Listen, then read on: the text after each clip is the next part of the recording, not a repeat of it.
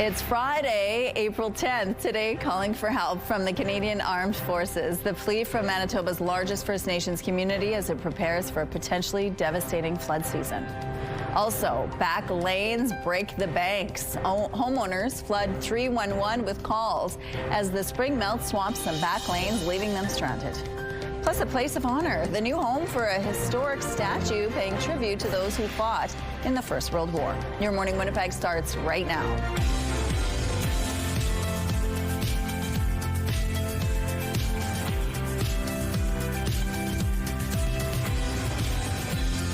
Good morning, Manitoba. Happy Friday. We made it to the end of the week. We are here, and Ainsley McPhail is live at Red River Exhibition Place today. She's going to be looking at some beautiful pieces of art. It is the Winnipeg Fine Art Fair. So many to choose from, so many to look at. So we're going to have a sort of a tour and a behind-the-scenes look at what you can expect when you check it out for yourself. But yesterday, driving, I was taking my daughter to a badminton tournament yesterday.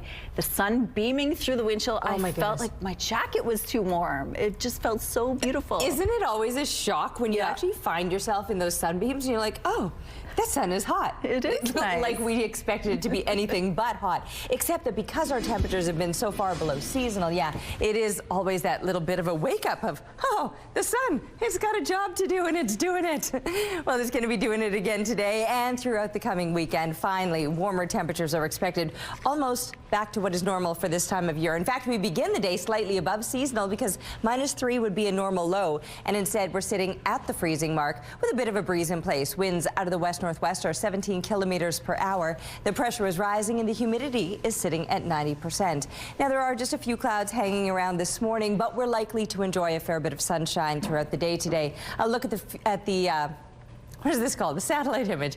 This is a satellite image. It's Friday. It's going to be a good day. Satellite image is showing the mainly cloudy areas are through more of central Manitoba with northern and southern Manitoba on the clearer side. And again, you can see that here as we take a look at the futurecast. The possibility too of some scattered flurries in a few places, maybe even passing through very scattered patchy precipitation showing up. Anything showing up here in the south later today, if it does in fact show up, most likely to be in liquid form. And that's because finally we're getting almost to seasonal values. And when I say almost, I mean we're missing it by barely a degree. So 9 degrees is normal for this time of year, and we'll get up to about 8 this afternoon, one of the warmest days we've had in a long time. 14 for tomorrow, but here's the caveat. Windy conditions, up to 60K wind gusts. I know, my crew, they're like, I just let everybody down. It is very likely to be very windy for tomorrow, so not ideal, but still with these mild temperatures, and they're going to be lasting well into next week. I don't want to highlight it because it's so far off, but 18 degrees, what? Manitoba's largest First Nation is bracing for a devastating spring flood, and on Thursday put out a call to the military for help. It's still unclear if troops will be on the way, but as CTV's Jeff Keel shows you, it appears the feds are sending help. Peguis First Nation says they're up against it as they brace for a wave of destruction. There is consensus on the risk of the severe flooding. Peguis is left with little time to safeguard the community. Peguis leadership says provincial forecasters have told them to prepare for a 1 in 200 year flood like the one in 2022, when there were hundreds of evacuees and homes damaged. And 4 years later, the First Nation says more than 500 people are still displaced. It looks like we're on our way to that level if we look at the snowpack that is out there. Peguis has started preparations of their own, but they say they need the Canadian Armed Forces in to help with engineering work and sandbagging. If we're going to experience something similar to 2022, the number of sandbags that we're able to produce by that time will be insufficient. The First Nation wants the province to push Ottawa for the military assistance. Manitoba's infrastructure minister says the province is stepping up with $1 million for equipment and operations, and the feds are sending in a not-for-profit humanitarian organization to help. Primarily made up of folks that are like ex-military, emergency service first responders. They have experience in other significant disasters. Peguis is prone to flooding every few years. Beyond this season, there is the long-standing question about a permanent solution, like a ring dike or diversion. The minister says a study is ongoing. There's a lot of engineering work that still has to happen, and those are the details we're working out. Jeff Keel, CTV News, Winnipeg. The First Nation has already begun sandbagging. Unfortunately, the recent snowfall was a setback. Sandbags froze. Now they have to redo a lot of the work that was done. Manitoba's only black bear rescue is going over its options and considering legal action to prevent a quarry from being developed nearby. Chronic stress on the cubs from the noise and the vibrations and vehicles and dust and everything that goes on with the quarry operation. It's just not conducive to running our rescue here. That's owner Judy Stearns, who says she's extremely disappointed the RM of Rockwood voted in favor of an application from AmRise to operate a quarry near her facility. She says it would be a death knell for her bear rescue near Stonewall, as noise and vibrations from the industrial activity would be too stressful for the animals. How do you can't just pack up a bear rescue with all our enclosures and infrastructure and move it very easily. It would be millions of dollars and it would take a lot of time. But the frustrating part is that the RM of Rockwood Council approved our bear rescue location. We got permission from them. And they gave us permission because it's a quiet area. They thought it was good too. And now they're going to approve an industry right beside us that's not compatible. CTV News has contacted both the RM of Rockwood and the company behind the quarry for comment. We're still waiting to hear back. The Manitoba Institute of Trades and Technology is officially handing off nearly 24 programs to a fellow post-secondary institution as it begins to wind down its operations. MITT says 19 programs will continue to be offered through RRC Polytech. This includes 9 unique programs RRC will adopt, such as electronics technician, medical assistant, and hairstyling. Nearly all will continue to be offered at the South Winnipeg campus. A joint information night for prospective students to learn more about the programming is being held on May 7th. In January, MITT announced it was facing significant financial difficulties and would be closing its doors. For the first time since she crossed the floor, we're hearing from Marilyn Gladu and Prime Minister Mark Carney, who appear to be on the same page. She will vote with the government if there are votes relating to any aspect of that issue. 100% I agree with what the Prime Minister said. I will vote with the government. I will protect the rights and freedoms of women to choose, for people to be who they are and love who they love. Gladu left many people stunned when she joined the Liberals this week after spending a decade on the opposition bench. It was only a couple of days ago that she was openly criticizing the Liberal Party online. Prime Minister Carney says he and his colleagues had discussions with Gladu about certain issues before she made the move, and that she will vote with the government on any proposals around abortion and LGBTQ rights. The Liberals are now just 1 seat shy of a majority government, with 3 by-elections set for Monday. The 10-day Artemis mission will come to an end today when the astronauts splash down in the Pacific Ocean off the California coast. When the mission goes well, it can look like flying to the moon is easy. It certainly is not. This evening's re-entry is considered one of the riskiest parts of the mission. The capsule will be coming through the Earth's atmosphere at a speed of about 40,000 kilometers an hour. Friction will create temperatures of more than 2,500 degrees Celsius. If all goes well, splashdown will happen just after 8 p.m. Eastern off the coast of San Diego. This is nothing short of a miracle. It is incredible that we can go out and do this, that we can play with gravity, that we can target around the moon, that we can send 4 humans in a spaceship 250,000 miles from home and bring them back. NASA officials say there is still a long checklist to go through before re-entry, but they are confident they can bring the 4 astronauts home safely. The crew members' families will be watching everything closely. Hundreds of Manitobans put their skills to the test in dozens of trades Thursday. The 28th annual Skills Manitoba competition brought together around 500 Manitobans at the secondary, post-secondary, and apprentice levels at RRC Polytech. They showcased their talents in more than 42 trades and technology areas, including robotics, welding, fashion, hairstyling, and more. The event is meant to encourage young people to pursue a career in trades and technology while drawing attention to the workforce shortage. We do have a definite shortage of workers in the trades with everyone retiring, so that's certain age range of people retiring, and we want to foster the new generation of trades and technology workers. The gold medalists in each contest will form Team Manitoba and will travel to Toronto at the end of May for the Skills Canada National Competition. Here's a look at what's happening now on Portage Avenue. It looks like it's a good start to the day this Friday. If you see any problems out on the streets, please send us a text at 10400. Let's go now to Ainsley McPhail, who's live this morning at Red River Exhibition Park. It's a place to check out some beautiful pieces of art. Good morning, Ainsley. Good morning. It's the third year of the Winnipeg Fine Art Fair. 77 local artists selected. So when you come in here, kicking off at 4 this weekend, you're going to be walking around to many mediums of art. Coming up at 6:42, we're going to be chatting with a landscape artist. We're going to be chatting with an oil painter as well. And we're going to be chatting with an artist who's working with scrap metals. Yes, taking scrap metals and sustainably making them into art that you yourself can take home. I've been to the art fair a couple years in a row, Rochelle, and the tip that I have for people is if you like something, grab it right away or else it's going to be gone. I bet. Okay, well, that's great. I love the piece behind you, so I can't wait to see more. Thank you, Ainsley. Let's go out to the rooftop now. How's this Friday starting off out there, Terry? It's beautiful, and mostly I am so excited and optimistic about what the weekend has in store. That being said, it might look a little bit better than it actually feels. We'll talk about that in a second. Let's get back to right now, shall we? Because this is feeling pretty good. -1, we've slipped just a degree from last hour from the 5 a.m. reading of 0. But still, -3 is normal, so we are still above what is seasonal.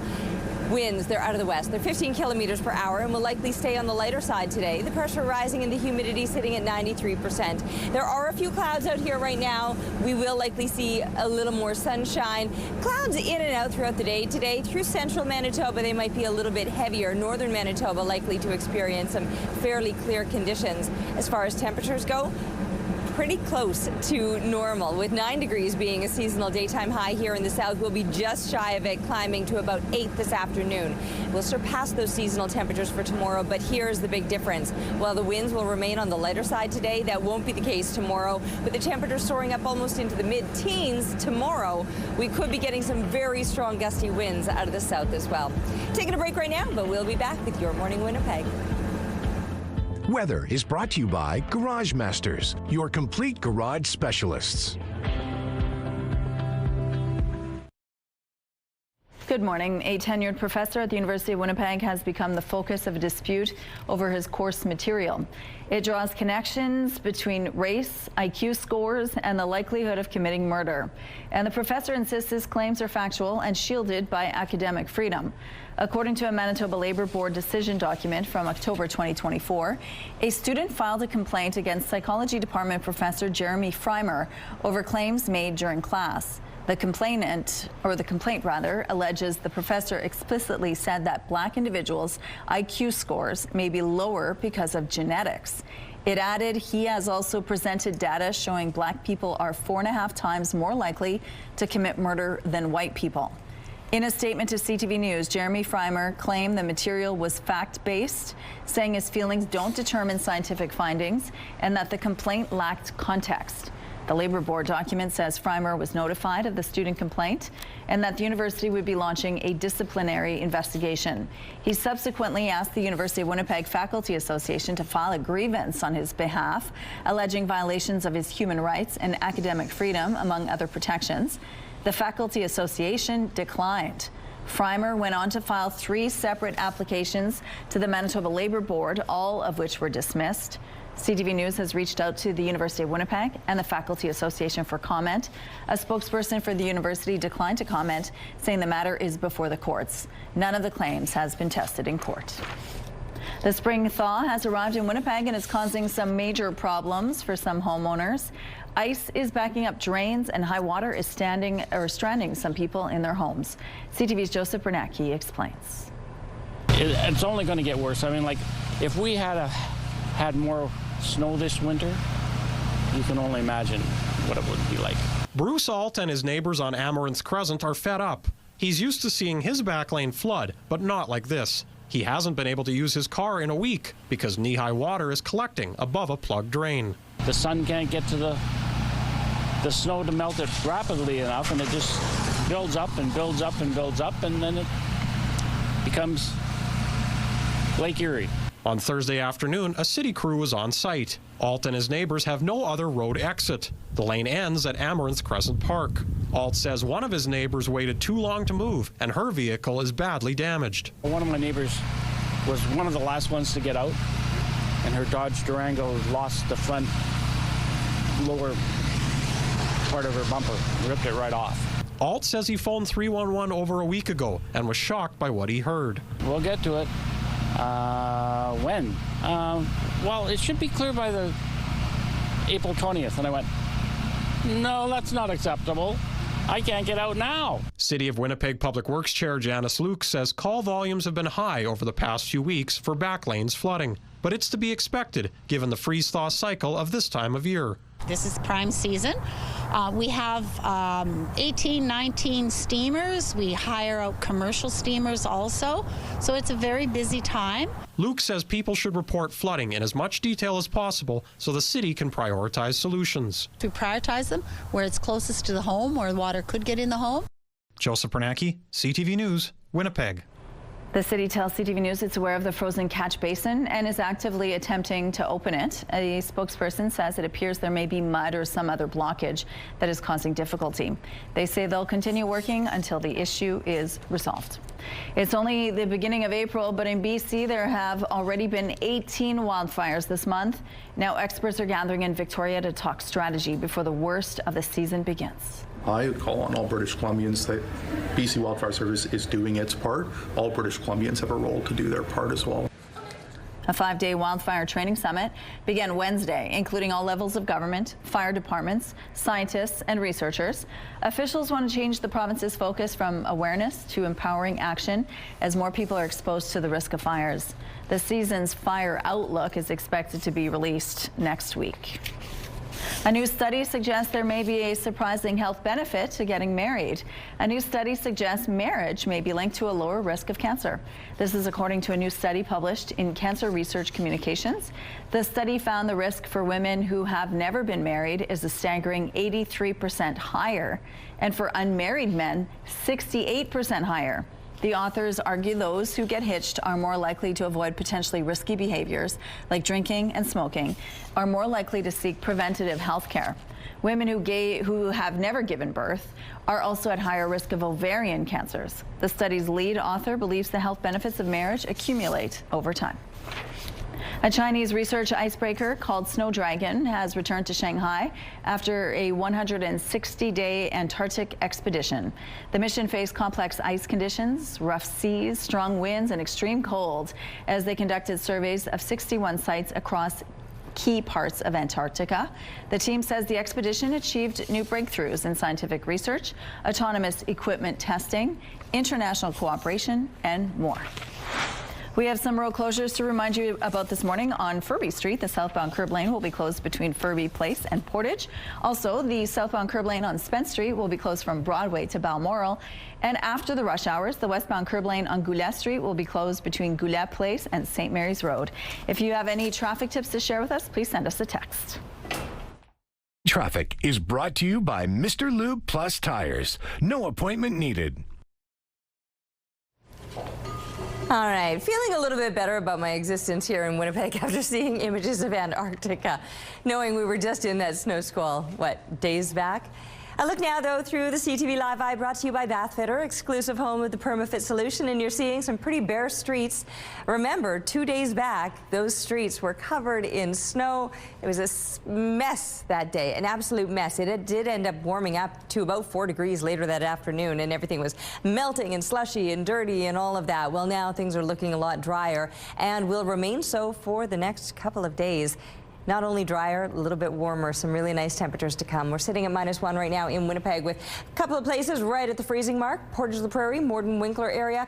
Brandon is coming into the more seasonal -3, but most places are a little bit above what is normal for this time of year. Then, of course, there's northern Manitoba. Clear conditions throughout the north, and it is a little bit colder, a lot colder up in Churchill. -26 this morning, feeling like -35 here in the south. The winds really not having too much of an impact as we're pretty close to the the freezing mark, and the winds are actually on the lighter side, remaining so for today, but tomorrow those winds will be an issue once again. Here's a look at the satellite image. You can see it's clear here in the south and in the north with this heavier band of clouds all through central Manitoba. We will be enjoying some sunshine off and on throughout the day today. 0 degrees as kids get into the classroom, 5 through the lunch hour. And by the time they're coming home again, 7 degrees expected with 8 our high for today. We'll take it. 9 degrees is normal for this time of year. This is as close as we've been in a very long time. Tomorrow we could surpass it. Still with sunshine, but some intense winds through the afternoon. After that, some showers passing through Sunday, maybe keeping some of that dust down, that dust that'll be flying around Saturday. So we could use a little bit of washing on the streets, and it looks like we could get more of that precipitation into the middle part of next week. It's springtime. A couple of calves out there enjoying the sunshine after the storm passed through the Steep Rock area. Thanks to Greg for sharing the photo with us, and keep them coming, please, to Winnipeg Weather at CTV.ca. We'll be right back with your Morning Winnipeg.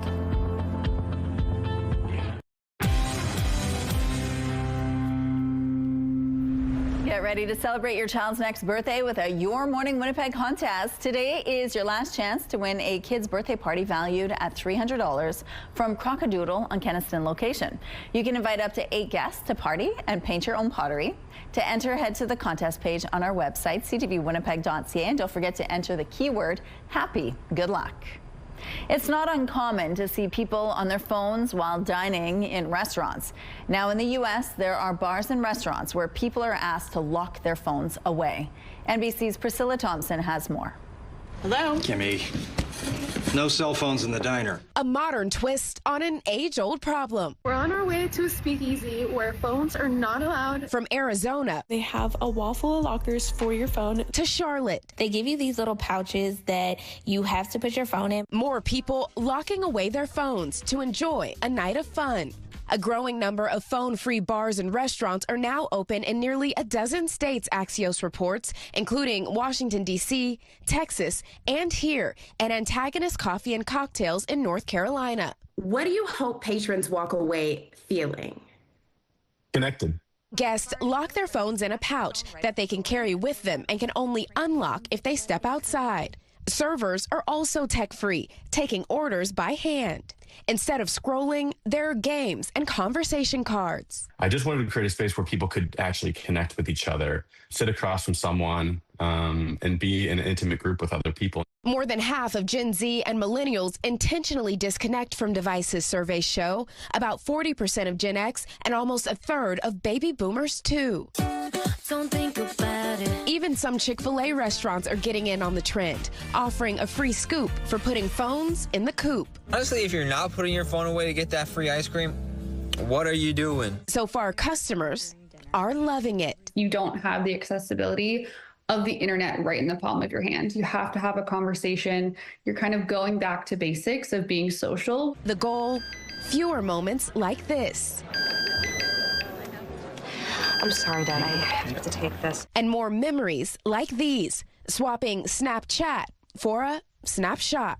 You're not getting a social media post out of it, but you are getting this Polaroid. Yeah. What does that mean? It's nice. It's almost like having a tangible memory versus taking a picture on my phone that's just going to live with 1,000 more photos. Here's a question for you that could be quite controversial. Do you like ketchup on your poutine? It's become quite a debate, but Heinz is leaning in. It's unveiled a limited edition Heinz Ketchup Poutine ahead of National Poutine Day, which is tomorrow. In an online survey, Heinz found nearly half of Canadians are in favor of ketchup on poutine, while the rest are split, with 30% saying absolutely not and 29% on the fence. All right, here's a look outside now on the Norwood Bridge. Things are looking pretty good starting off this Friday morning. We have no issues to tell you about at this point in the drive. We're going to take a break. We'll be right back.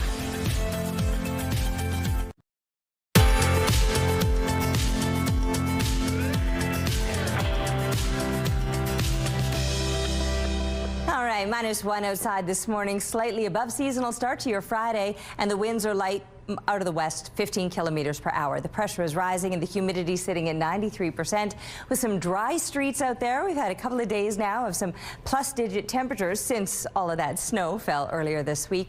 So a couple of dry days and now some even warmer days as we're rolling on into the weekend. You can still see some heavier clouds hanging through much of central Manitoba. There is the possibility of seeing some very light scattered precipitation tucked into these clouds. Right into the southeast, that possibility is there. I don't think Winnipeg is going to get much in the way of precipitation today, so it is an opportunity to see some of those piles of snow still melting. I know there are still some piles out there, mostly in the areas that have the heavier shade, so it will take some real heat to get rid of some of those puddles, but we will start to feel that heat this weekend. 8 degrees expected today with winds out of the west at about 15 kilometers per hour. Those winds shifting out of the southeast overnight as we drop down to the freezing mark. Just a few clouds overnight. Few more clouds for tomorrow. There will be pockets of sunshine to enjoy and even warmer temperatures, but don't just look at this and get dazzled by the 14 degrees because it will likely come along with the wind out of the southeast, gusting at times to 60 kilometers per hour into the afternoon, so very windy conditions are expected. After that, some precipitation passing through Sunday, still with the seasonal temperatures, we'll take it. And next week is looking good as well. We could be up into the mid to high teens right ahead of another round of precipitation that'll cause those temperatures to fall off toward the end of the week. Police are asking for your help tracking down a person of interest in connection to an arson last month.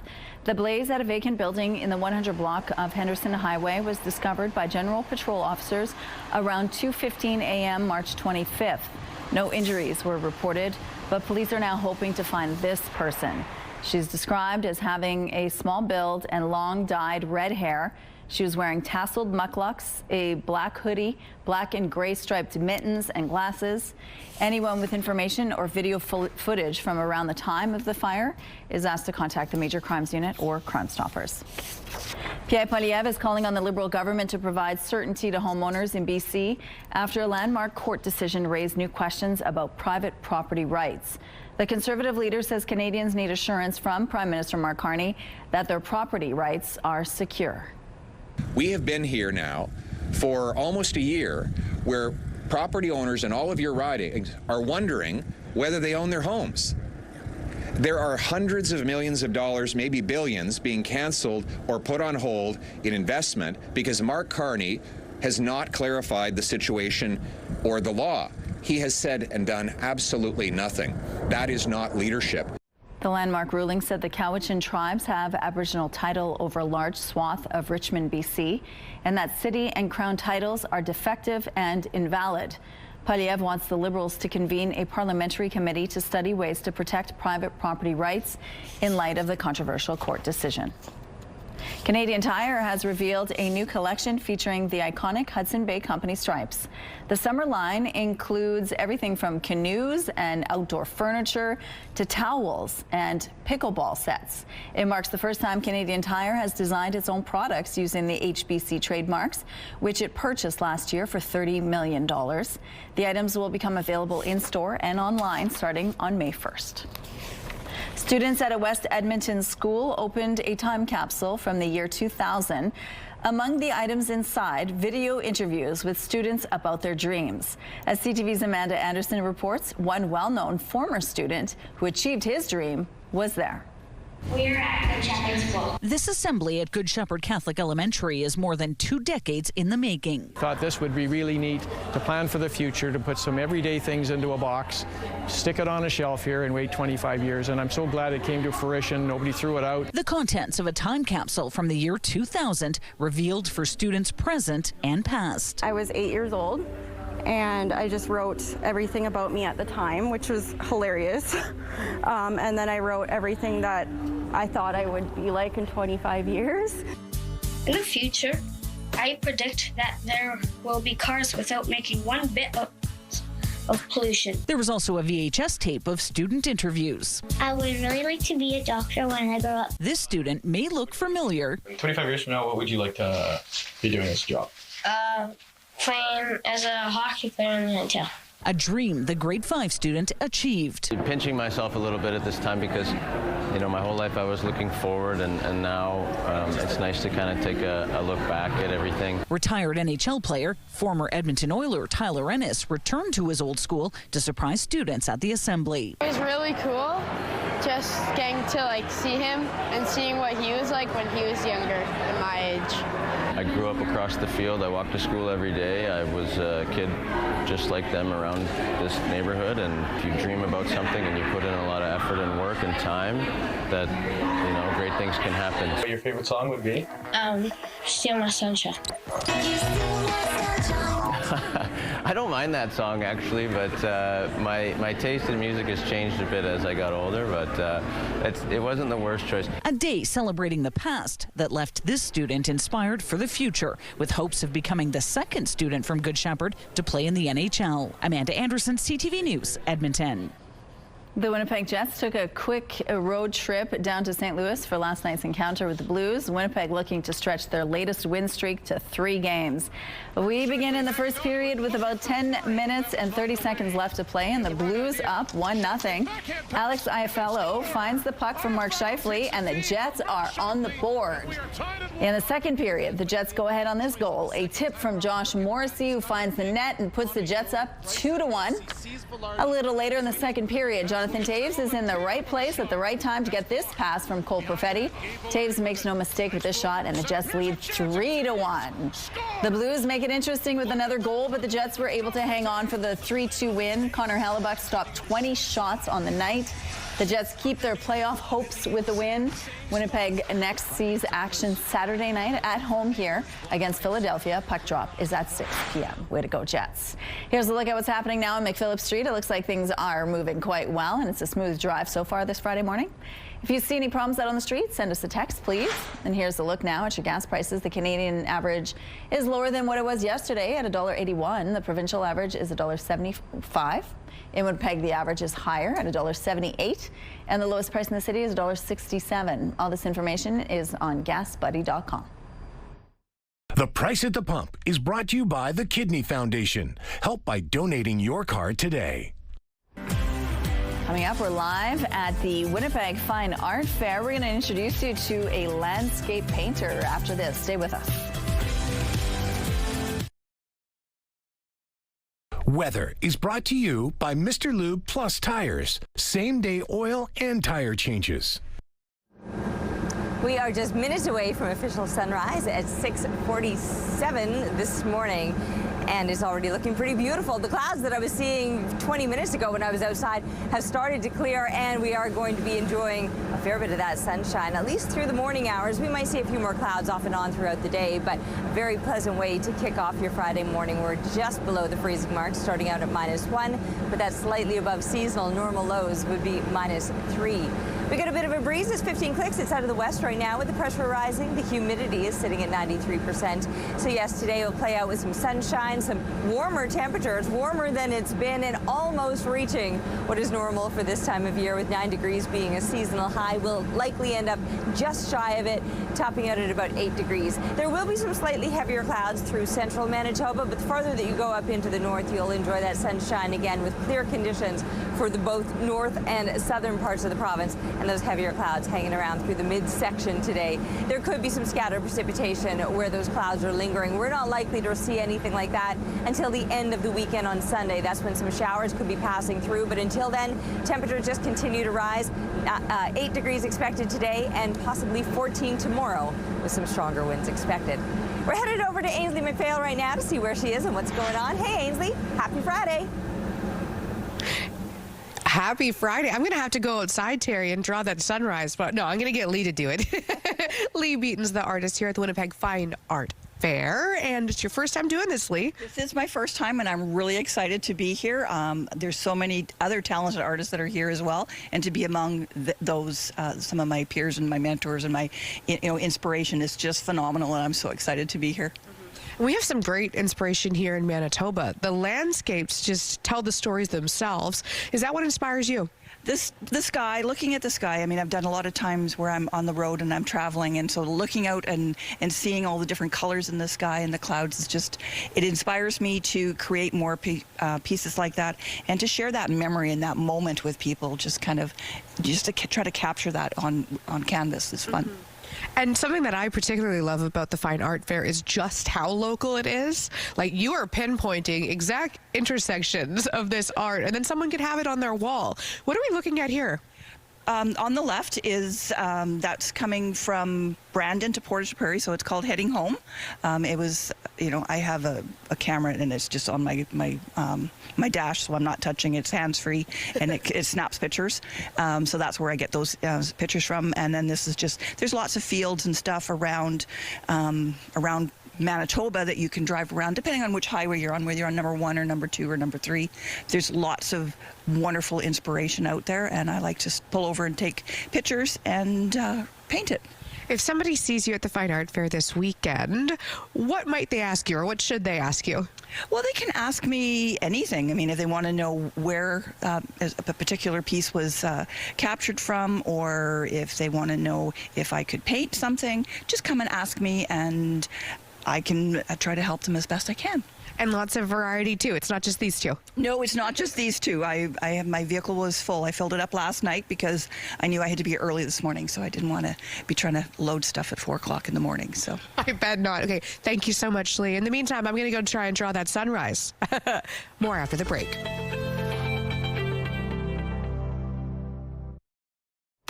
Here's a look at the early markets. The Dow Jones dropped 18 points. The NASDAQ is 28 points up. The S&P index had small gains. The loonie slightly decreased, set to 72.27 cents U.S. Overseas, the Hang Seng added 141 points, and the Nikkei jumped 1,028 points. Good morning. It's 6:47. A First World War memorial statue, which once stood at the corner of Portage and Main, is now at its new home. A single soldier, standing in quiet reflection. And yet, in that one figure, we see thousands. The soldier statue now looks out over the Field of Honor in Brookside Cemetery, one of the largest military internment sites in Canada. It was originally erected outside the former Bank of Montreal building in September of 1923, but it was removed when the Manitoba MITT Federation purchased the building in 2020. It has been rededicated in a new home, but with the same purpose. Here at Brookside, surrounded by those who served, the monument will continue to stand as a place of reflection, education, and gratitude for all who have sacrificed, for all who have served. The monument is a memorial to the 231 BMO staff members who died during the First World War and is modeled after Captain Wynne Bagnall, a bank employee who served in the 58th Field Artillery. Home prices in the Winnipeg region hit a new high watermark last month as total sales cooled slightly. The Winnipeg Regional Real Estate Board says an average price for a residential detached home of more than $474,500 was a new record for March, up 1% from a year earlier. 722 properties changed hands last month, which was down 7% from 2025. The average price for condos also rose 6% to more than $292,000. The agency says inventory is low right now, contributing to the higher prices, but that's expected to change as the weather warms up. Strikes between Israel and Hezbollah in Lebanon are ongoing this morning as the two sides disagree over whether there is a ceasefire in place. Overnight, Hezbollah says it targeted a northern Israeli town in response to what it calls a violation of the U.S.-Iran ceasefire agreement. Meanwhile, Israeli Prime Minister Benjamin Netanyahu and the U.S. continue to claim there is no ceasefire in Lebanon. Netanyahu has agreed to hold direct talks with Lebanon's government. Peace talks between the U.S. and Iran are set to begin tomorrow in Pakistan. The U.S. delegation will be led by Vice President J.D. Vance, Special Envoy Steve Witkoff, and Jared Kushner. Meanwhile, U.S. President Donald Trump has been criticizing Iran's handling of the Strait of Hormuz, which is a key part of this temporary ceasefire agreement. In one post on social media, he writes, quote, Iran is doing a very poor job of allowing oil to go through the Strait of Hormuz, adding that this is not the agreement we have. The Terry Fox Foundation has launched this year's limited edition merch for the 2026 Terry Fox Run. This year's collection celebrates communities Terry ran through across Canada. It draws inspiration from classic concert tour merchandise. Every purchase supports cancer research in Canada. A new statue is set to take root at the Forks. The public art display will be located at one of the courtyards in the rail side at the Forks development. The work, Common Leaf, is by emerging Manitoba artists Natalie Baird and Toby Gillies and is inspired by the surrounding area. The 24-foot high sculpture is modeled after the broadleaf plantain. A plant is commonly found around the Forks area and features a tall seed pod and hearts made out of steel. When viewed sort of from a three-quarter angle, they'll look more like how the seed pod looks, a little larger, obviously. And viewed from the other angle, it'll look like sort of a tower of floating hearts. And the sculpture emerges from these Tyndall stone benches, so it's also a seating place. This is the second sculpture announced for the new railside development. The first was in August. The Candle, the Forks, is home to more than 30 works of art. We have some road closures to remind you about this morning on Furby Street. The southbound curb lane will be closed between Furby Place and Portage. Also, the southbound curb lane on Spence Street will be closed from Broadway to Balmoral. And after the rush hours, the westbound curb lane on Goulet Street will be closed between Goulet Place and St. Mary's Road. If you have any other traffic tips, please send us a text. Looking outside now, it's -1 with a bit of a breeze out of the west, 15 kilometers per hour. The pressure rising, the humidity sitting at 93%. We do have fairly clear conditions that we're waking up to this morning, which means plenty of sunshine. The sun, by the way, is now up 6:47 is when it officially began to rise. So it's only 3 minutes into its ascent, but still fairly clear, as you can see here on the satellite image, all through southern Manitoba and northern Manitoba as well, with the heavier clouds expected through that more central band. Where it might be a little bit clearer, though, likely to be a little bit colder. Churchill, a high of just -13. And where those heavier clouds are today, there is the possibility of some light and scattered precipitation to be tucked in there. So many places in that cloudier stretch could be seeing a few flakes of flurries or a few drops of rain.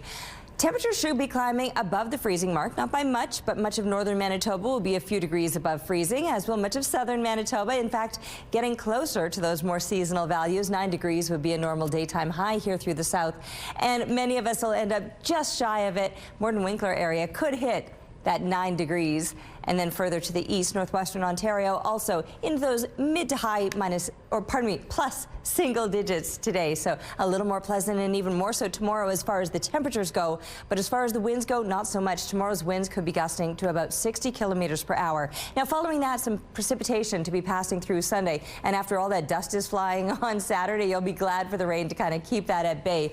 Following that, the next round of precipitation likely toward the middle to end of next week, after some really mild temperatures to hit midweek. Thank you, Terry. Let's check in now on Bo and Gabby at Bounce 99.9. Good morning, you two. Happy Friday.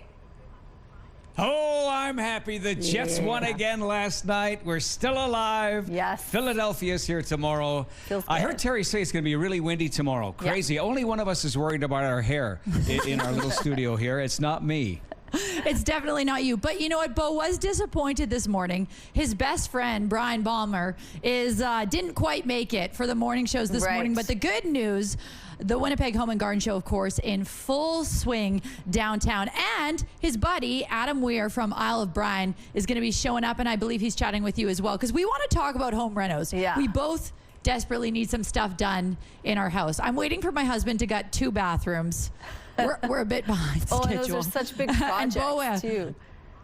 Yeah, right? What about you, Rochelle? What are you working on in your home? Well, we did the roof. We got new shingles because it was time. And we also did the foundation work, which is not the kind of work you want to do in your home, but we had to. And then we lifted the front steps because they were sinking a little bit. Now we want to do some more superficial things. Well, like kitchen counter maybe, painting the house maybe, a hot tub would be nice, but everything costs so much money. So we have to plan it out very carefully, because otherwise we'll go broke if we do all the projects that we want to do. There's so much work that we could do in our home. How about you, Bo? Sometimes I think it's easier to move. Yeah, just pick a room in my house. It needs doing. I heard about your eaves troughs. Mine looks, compared to Niagara Falls, you know, it's like a shower. It's just coming down. It's crazy. So, yeah, lots to be done. I can't do anything except change light bulbs. So my problem is trying to actually get somebody to show up. But if you show up at the Home and Garden Show, you'll see how it's done this weekend. Rochelle's going to get a hot tub, and we're going to invite ourselves over is what I took from this entire segment. It might take me a few years to get there, but we are trying indeed. Thanks, you guys. Have a great weekend. We'll see you next week. The Dorval Library in Quebec welcomes all book lovers. One particular visitor comes by every day and has earned himself a special membership card. CTV's Christine Long has more. His nickname is Muffin. He's 5 and he loves the library. Peter and Janet Bjorn live nearby and have a very sociable cat. 10 people coming in. No, they just go by. Hi, Muffin. You know Muffin? Yeah, Muffin's always here. He's a regular, part greeter, part ambassador. He knows when to show up, he knows when we close, he knows which doors to go to as well. He'll try the front door, the sliding doors. Muffin's family even lets the library know when he's on the prowl. She said, he's the library cat that comes to visit you. So she said, I'm just going to let him out now. So she does, and wouldn't you know it, 5 minutes later, he was at the front door. He doesn't go into the stacks. Muffin likes the staff members here. So much so, he's even tried to stow away.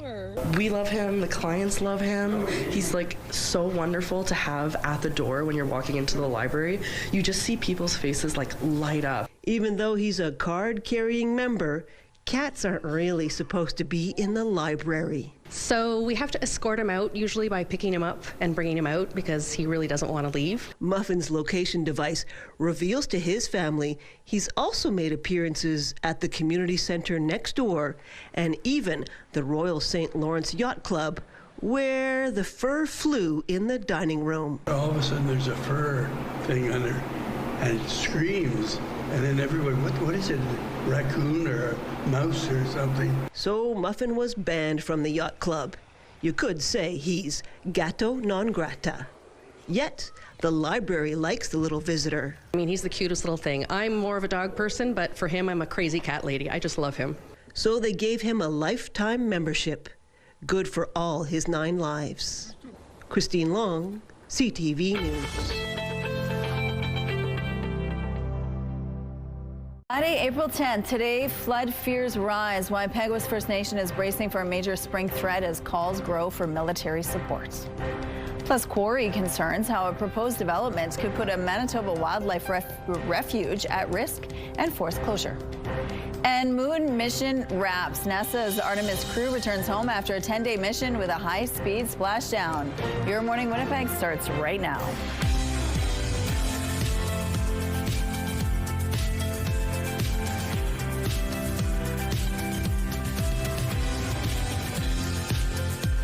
Good morning, Manitoba. Happy Friday to you. It is 7 o'clock. Thank you so much for being with us here on Your Morning Winnipeg.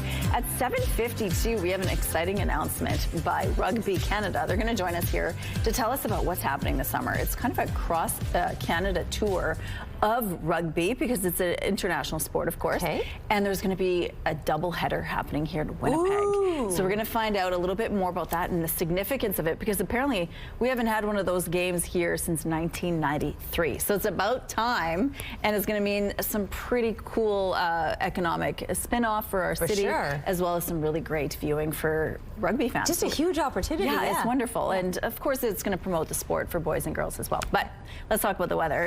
It feels Finally, like spring. something worth talking about, right? I know. It's beautiful outside. It's going to be an incredible start to the weekend, especially, I mean, it would be a beautiful weekend anyway, but relatively speaking, spectacular. It's -1 right now. That's slightly above seasonal, and the sun is shining over us. We got a bit of a breeze. It's out of the west, 15 kilometers per hour. The pressure is rising and the humidity sitting at 93%. Just think back to where we're coming from. Couple of days back, full out snow globe. The snow is stacking up outside. So anything beyond that does seem to be a pretty big improvement. Well, that improvement will also come with perhaps some above seasonal temperatures. Not necessarily today, but today we're pretty much getting back to what is normal for this time of year. And it's even been a very, very long time since we've even talked about normal temps, let alone above seasonal. So southern Manitoba, northern Manitoba, that's where the conditions are the clearest. Through this stretch of central Manitoba, there's some heavier clouds. There will likely be a little bit of scattered precipitation, not amounting to too much, but you'll notice here on the Futurecast just the very little speckles that you could see showing up later on today. So that possibility is there. Now, we've got some sunshine to enjoy for today, fairly clear conditions overnight. Tomorrow, still at least a bit of sunshine. A few heavier clouds will begin to be passing through on Saturday. By Sunday, a round of precipitation. By the way, northern Manitoba, you could be seeing more snow into the weekend.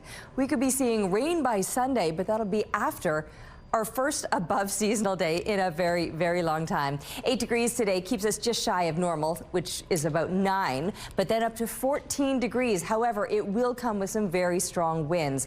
After that, seasonal temperatures, some rain to wash away all of that dirt, and then pleasant temperatures and more than pleasant. Look at next week. I mean, I don't want to dwell too much on this and get you too excited, but it's a ways off yet. Well above seasonal, high teens possibly, followed by more rain, where obviously those temperatures will be dropping off again. Speaking of rain, thanks to Chloe, 8 years old, reminding us that after the rain, there's always the rainbow, and we appreciate you sharing your art with us. We'd love to see more of your art, so please send it now through our website, ctvnewswinnipeg.ca. There's a form there online to fill out, and once you send us your art, you're also being entered to win a $100 gift card from Crocodoodle on Keniston. The weather art of the day is brought to you by Crocodoodle Paint Your Own Pottery. Make memories that last forever.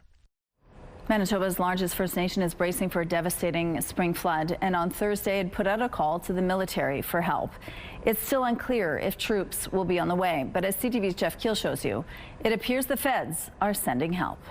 Peguis First Nation says they're up against it as they brace for a wave of destruction. There is consensus on the risk of the severe flooding.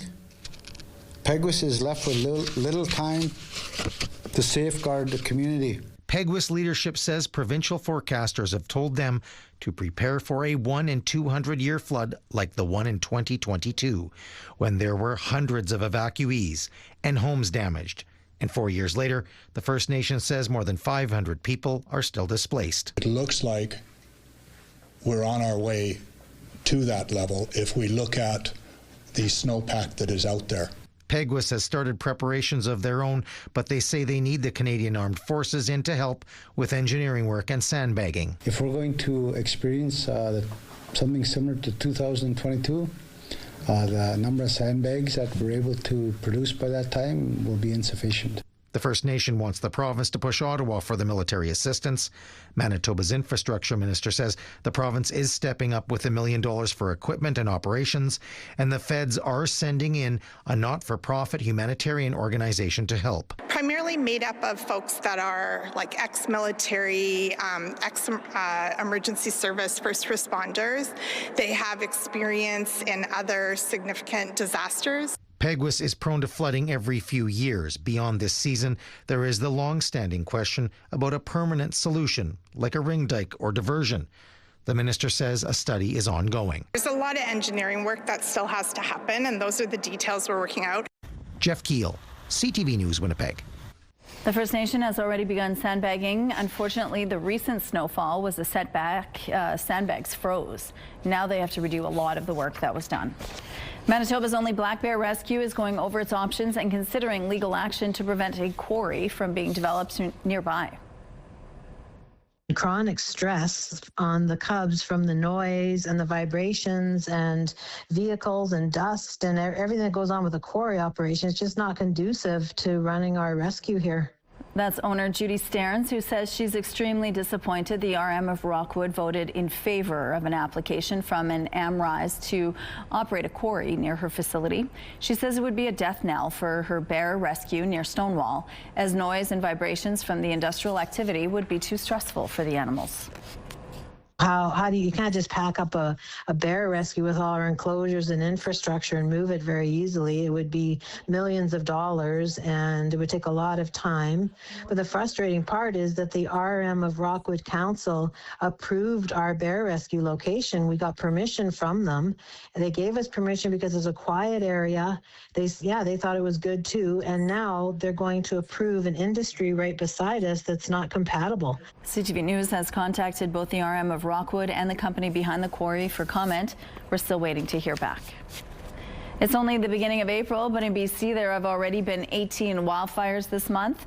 Now experts are gathering in Victoria to talk strategy before the worst of the season begins. I call on all British Columbians that BC Wildfire Service is doing its part. All British Columbians have a role to do their part as well. A 5-day wildfire training summit began Wednesday, including all levels of government, fire departments, scientists, and researchers. Officials want to change the province's focus from awareness to empowering action as more people are exposed to the risk of fires. The season's fire outlook is expected to be released next week. The war between Ukraine and Russia is now on hold, with a ceasefire declared for Orthodox Easter. Russian President Vladimir Putin says he's ordered Russian troops to halt attacks in all directions this weekend. The agreement comes after Ukrainian President Volodymyr Zelensky issued repeated calls for a ceasefire, saying people need an Easter free from threats. The truce is set to come into effect tomorrow, but many people in Ukraine remain skeptical it will hold. The 10-day Artemis mission will come to an end today when the astronauts splash down in the Pacific Ocean off the California coast. When the mission goes well, it can look like flying to the moon is easy. It certainly is not. This evening's re-entry is considered one of the riskiest parts of the mission. The capsule will be coming through the Earth's atmosphere at a speed of about 40,000 kilometers an hour. Friction will create temperatures of more than 2,500 degrees Celsius. If all goes well, splashdown will happen just after 8 o'clock Eastern off the coast of San Diego. This is nothing short of a miracle. It is incredible that we can go out and do this, that we can play with gravity, that we can target around the moon, that we can send 4 humans in a spaceship 250,000 miles from home and bring them back. NASA officials say there is still a long list, a checklist to go through before re-entry, but they're confident they can bring the 4 astronauts home safely. The crew members' families will be watching everything closely. All right, here's a look now at what's going on in traffic along Kenison and Sterling Lion Way. Looks like things are moving quite smoothly in this part of the city so far this morning. If you see any issues out on the streets, please let us know. Stocks are fluctuating after a 7-day rally as investors look to talks between the U.S. and Iran for signs a fragile truce will hold. Oil was set for its steepest weekly loss in 9 months, and the TSX, Dow, New York Stock Exchange, and NASDAQ have all seen gains in the past 2 weeks on the optimism there is a deal coming to end the war. The Financial Times is reporting Canada is lobbying to be a part of the UK, Italy, and Japan's joint advanced fighter jet development program. It cites unnamed people familiar with the matter. The FT says Canadian government officials tell it that the country aims to diversify defense procurement and grow partnerships with like-minded allies they would hope to join as an observer. Record highs for home prices in Saskatchewan as a shortage of available properties continues to put pressure on buyers. According to the Saskatchewan Realtors Association, the residential benchmark price is now sitting at $374,000, up from $363,000 in February and more than 6% higher than this time last year. Canaccord analyst Kingsley Crane lowering the firm's price target on BlackBerry to $440 from $460, keeping a hold rating on the shares. The firm said it reported a solid Q4, beating on all metrics, including returning cash to shareholders. Those are your morning business headlines. For BNN Bloomberg, I'm Roger Peterson. Let's go back now to Ainsley McPhail, who's live at Red River Exhibition Place this morning. Lots of beautiful art to take in and even purchase. Good morning. Good morning. Wait, Rochelle, this is a story I got to tell you. When they put that red sticker on it, you are out of luck. 3 years ago, I went to the Winnipeg Fine Art Fair, and I saw this gorgeous painting of a wiener dog. 2 pieces, the caboose and the front of the wiener dog. It would have been perfect in my living room. I mustered on it, I thought about it, and it was too late. Don't be like me.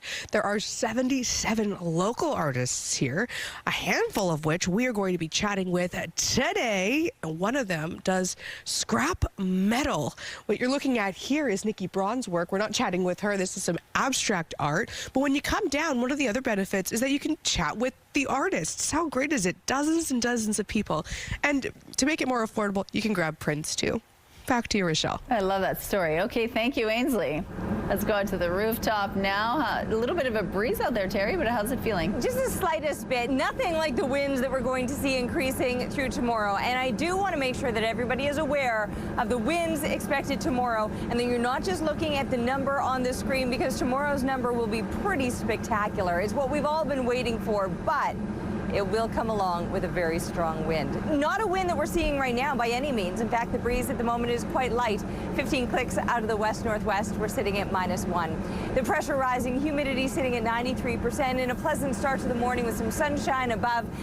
There's a few clouds out here, but plenty of sun able to shine through those clouds, and that'll likely be the case throughout the day today across southern Manitoba, and even the far north will enjoy some of that sunshine. In central Manitoba, where the heavier clouds will be, and maybe some scattered precipitation along with those clouds. We're not likely to see any precipitation until we're wrapping up the weekend, which means we'll have sunshine to enjoy through today and through tomorrow with those even warmer temperatures, but yes, some much stronger winds. Tomorrow's winds could be gusting to 60 kilometers per hour. So that's a very strong wind. It'll be a south wind. And then following that, after all that dust is flying around Saturday, we'll be thankful for a little bit of precipitation in liquid form, some rain to dampen things, maybe wash down those streets. That'll be what we can expect on Sunday. Still, those pleasant temperatures will continue into next week. Weather is brought to you by Strictly Amish, exclusively in Arborg, Manitoba. Well, it's time now for a question of the day. You're going to love this one. Tomorrow is National Pet Day. We want to know, what lessons have you learned from your pet? You can text your answer to 10400. Make sure to follow the automated instructions so we can feature a response. And don't forget to include your name, and please include some photos. We love to see them. Question of the day, brought to you by Provivo, Manitoba's #1 cool sculpting clinic. Science-backed body contouring. At Your Morning Winnipeg, we're all about celebrating your amazing pets, furry, feathered, or scaly. Your Pet of the Week submissions are amazing. We want to see more, whether it's dogs, cats, birds, or any other pet pals. Send them our way. Drop your pet photos and a fun little story about them to Pet of the Week at ctv.ca, and then catch us every Thursday to find out if your pet is our Pet of the Week on Your Morning Winnipeg.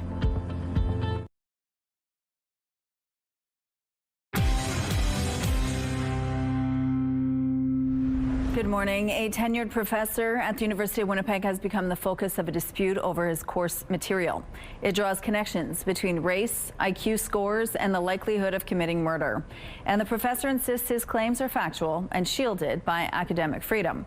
According to a Manitoba Labour Board decision document from October 2024, a student filed a complaint against Psychology Department Professor Jeremy Freimer over claims made during class. The complaint alleges the professor explicitly said that Black individuals' IQ scores may be lower because of genetics. It added he has also presented data showing Black people are 4.5 times more likely to commit murder than white people. In a statement to CTV News, Jeremy Freimer claimed the material was fact-based, saying his feelings don't determine scientific findings and that the complaint lacked context. The Labour Board document says Freimer was notified of the student complaint and that the university would be launching a disciplinary investigation. He subsequently asked the University of Winnipeg Faculty Association to file a grievance on his behalf, alleging violations of his human rights and academic freedom, among other protections. The Faculty Association declined. Freimer went on to file 3 separate applications to the Manitoba Labour Board, all of which were dismissed. CTV News has reached out to the University of Winnipeg and the Faculty Association for comment. A spokesperson for the university declined to comment, saying the matter is before the courts. None of the claims has been tested in court. The Manitoba Institute of Trades and Technology is officially handing off nearly 24 programs to a fellow post-secondary institution as it begins to wind down its operations. MITT says 19 programs will continue to be offered through RRC Polytech. This includes 9 unique programs RRC will adopt, such as electronics technician, medical assistant, and hairstyling. Nearly all will continue to be offered at the South Winnipeg campus. A joint information night for prospective students to learn more about the programming is being held on May 7th. In January, MITT announced it was facing significant financial difficulties and would be closing its doors. This detector dog just sniffed out the bust of its life. Canada Border Services Agency says Moby intercepted 40 kilos of contraband meat. This was found in the luggage of a traveler arriving at Toronto's Pearson Airport. The food was seized and the passenger was fined $1,300. That's a good boy. Here's a look at what's happening now on Kenniston Boulevard. Looks like things are pretty smooth at this point in the drive. If you see any issues out there, please send us a text.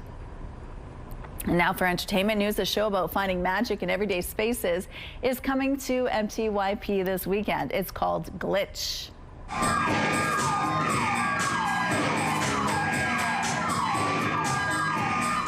The show is about 4 explorers who enter the mysterious basement of a deserted theater and find themselves delving into a new universe. A playful laser beam becomes their guide, and their curiosity leads to exciting new discoveries and the creation of powerful bonds. The show kicks off this evening and runs through the 19th at MTYP's Main Stage Theater. He's still Dre, but now he's got a couple more dollars to his name. Hip-hop music mogul Dr. Dre has officially made it to the Forbes billionaires list. The 61-year-old Grammy Award-winning artist co-founded Death Row Records and then created Aftermath Entertainment, working with artists like Snoop Dogg, Tupac, 50 Cent, and Eminem. He co-founded Beats Electronics in 2008, the company behind the $300 headphones. 6 years later, Beats was sold to Apple for $3 billion. And he's also gotten into the alcoholic beverage market. Dre is the second hip-hop billionaire on the Forbes list after Jay-Z. Hulu has revived Malcolm in the Middle with a 4-part series subtitled Life's Still Unfair. This family's non-stop antisocial behavior and mindless, myopic priorities are toxic to me. Can I at least give you a hug? Not physically. The show picks up 20 years after the original, with Malcolm, now a father, trying to protect his daughter from his chaotic family. Original creator Linwood Boomer and his wife Tracy Katsky Boomer redeveloped the revival, focusing on Malcolm's struggles as a parent. Some of the original cast members, including Frankie Muniz, Bryan Cranston, and Jane Kashmarek, return to their old roles. The revival explores family dynamics and the legacy passed on to children. Malcolm in the Middle, Life's Still Unfair premieres tomorrow on Hulu.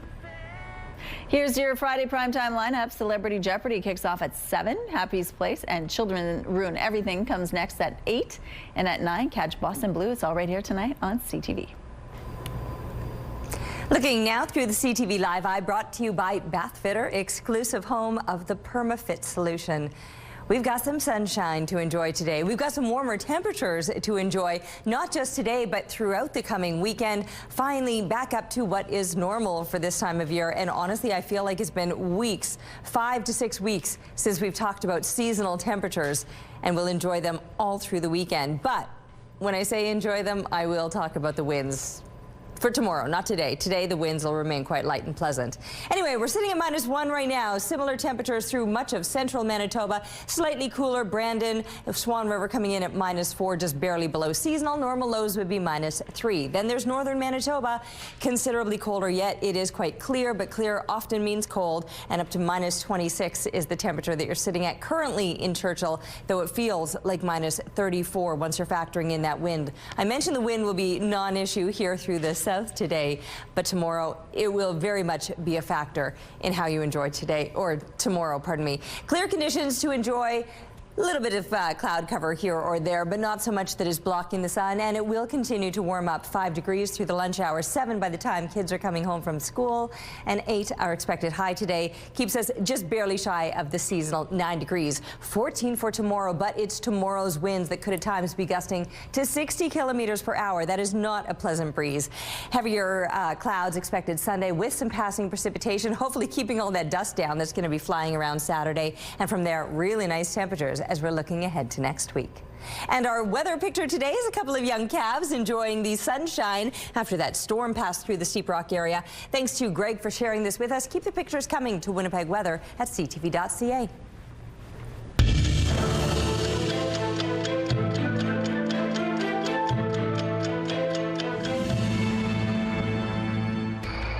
April 10th, 1990.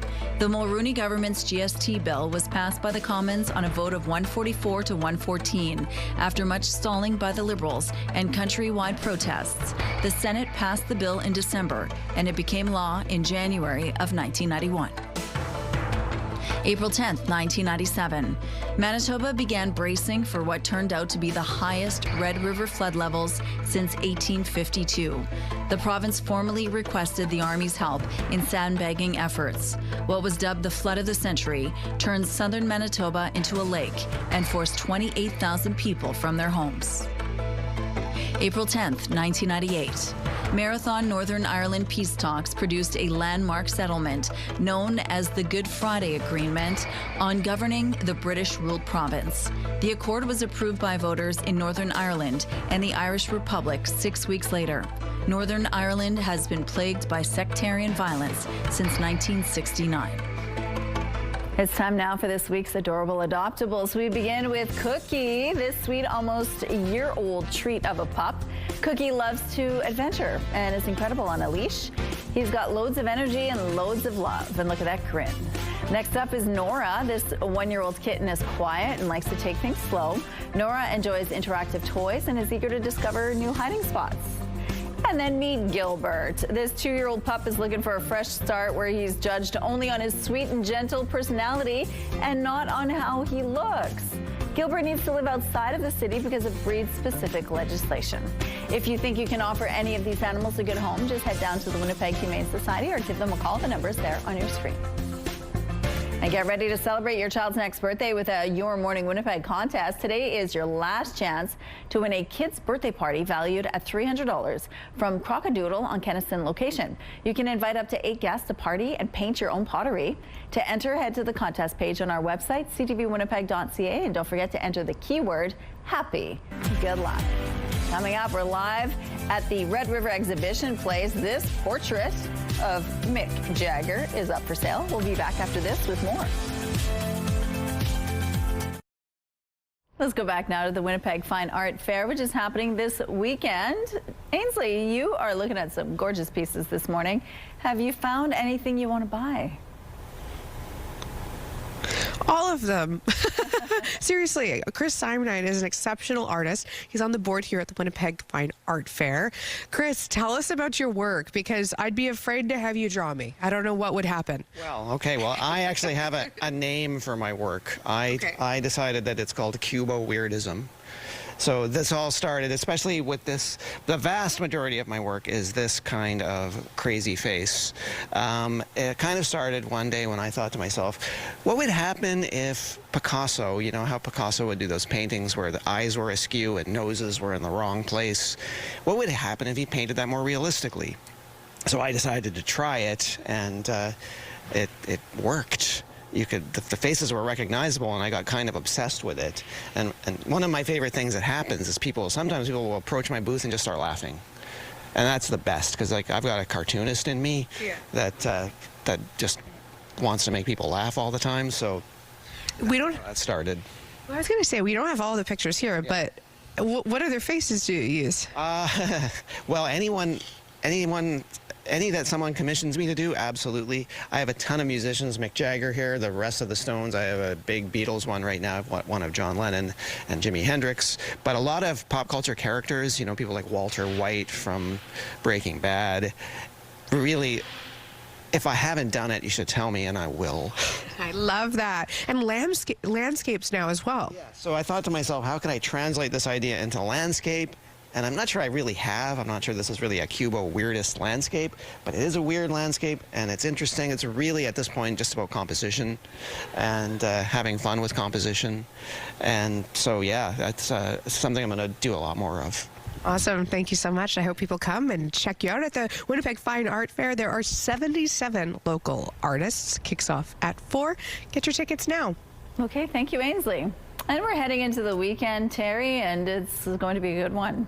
It is. It's going to be spectacular. It's what we've been waiting for, the warmer weather, where even if the winds tomorrow kind of ruin what would otherwise be a pleasant day, what's going to happen is those piles of snow that are hidden in some of those shady corners will start to melt. There's no way they can't with the kind of temperatures that are on tap for tomorrow. And in fact, wind often does help melt some of that snow too. So all of that for tomorrow. But even today, quite pleasant. We're looking outside at some sunshine and temperatures at -1. There's a bit of a breeze today, but it's going to be a non-issue. A 15K wind out of the west-northwest, the pressure rising, and the humidity sitting at 93%. With that sunshine, might be a few clouds here or there, but the heaviest of the clouds will linger through central Manitoba. There might be a little bit of scattered precipitation tucked in with those clouds. We're not likely to see that here in the south. Instead, a high of 8 degrees, the closest that we've been to seasonal temperatures in a very long time. 9 degrees being normal for this time of year. So almost getting there today, enjoying some of that sunshine, moderate winds, which will be shifting out of the southeast in the overnight hours.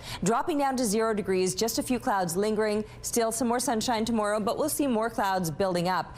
Tomorrow, warmer temperatures. This is what I say. There's no way that those snow piles can't be melting at 14 degrees, but those winds won't be pleasant, at times gusting to 60 kilometers per hour. From there, a round of precipitation expected through Sunday. That's how we'll wrap up the weekend, but those pleasant temperatures will continue, perhaps getting even more so. Very excited about what could be in store for us next week. And then another round of precipitation, but those streets will need a washing. Thank you, Terry. Police are asking for your help tracking down a person of interest in connection to an arson last month.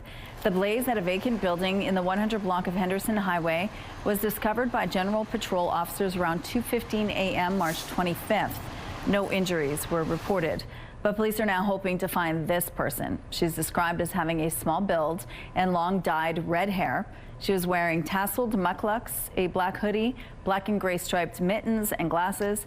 Anyone with information or video footage from around the time of the fire is asked to contact the Major Crimes Unit or Crime Stoppers. The spring thaw has arrived in Winnipeg and is causing some major problems for some homeowners. Ice is backing up drains and high water is stranding some people in their homes. The sun can't get to the snow to melt it rapidly enough, and it just builds up and builds up and builds up, and then it becomes Lake Erie. Bruce Alt and his neighbors on Amaranth Crescent in St. James are used to seeing the back lane flood, but not like this. He hasn't been able to use his car in a week because knee-high water is collecting above a plugged drain. On Thursday afternoon, a city crew was on site. Alt and his neighbors have no other road exit. The lane ends at Amaranth Crescent Park.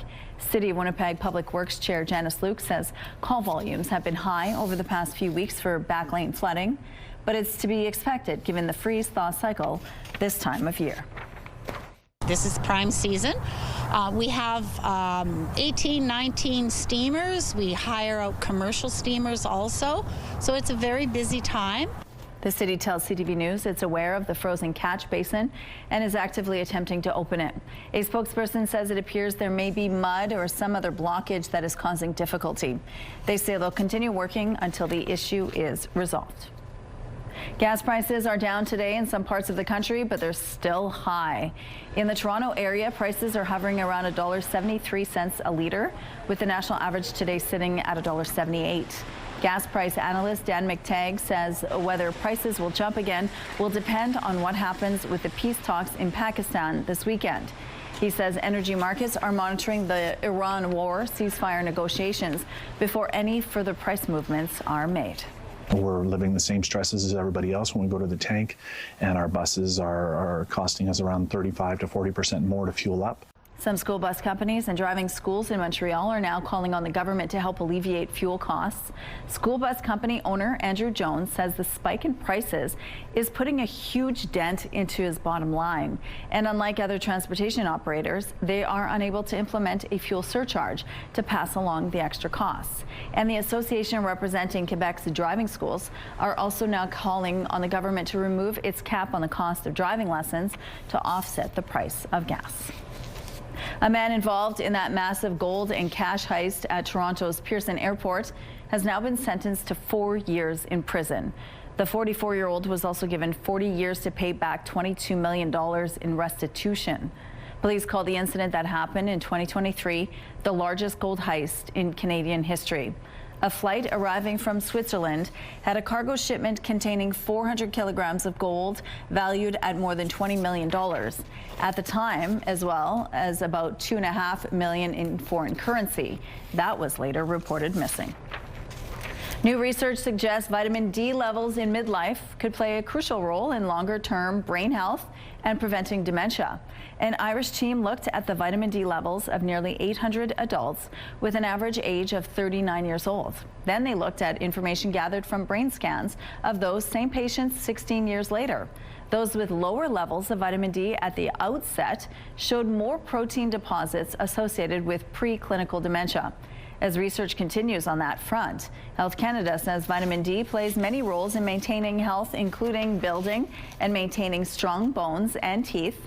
The nutrient can be produced when your body is exposed to sunlight, but the agency has long recommended ensuring getting some daily via diet or supplement. The study was published in Neurology Open Access. We have some road closures to remind you about this morning. On Furby Street, the southbound curb lane will be closed between Furby Place and Portage. Also, the southbound curb lane on Spence Street will be closed from Broadway to Balmoral. And after the rush hours, the westbound curb lane on Goulet Street will be closed between Goulet Place and St. Mary's Road. If you have any other traffic tips, please send us a text. Here's a look now at your gas prices. The Canadian average is down. It's now at $1.81. The provincial average is $1.75. In Winnipeg, the average is higher at $1.78. And the lowest price in the city is $1.67. All this information is on GasBuddy.com. The Price at the Pump is brought to you by the Kidney Foundation. Help by donating your car today.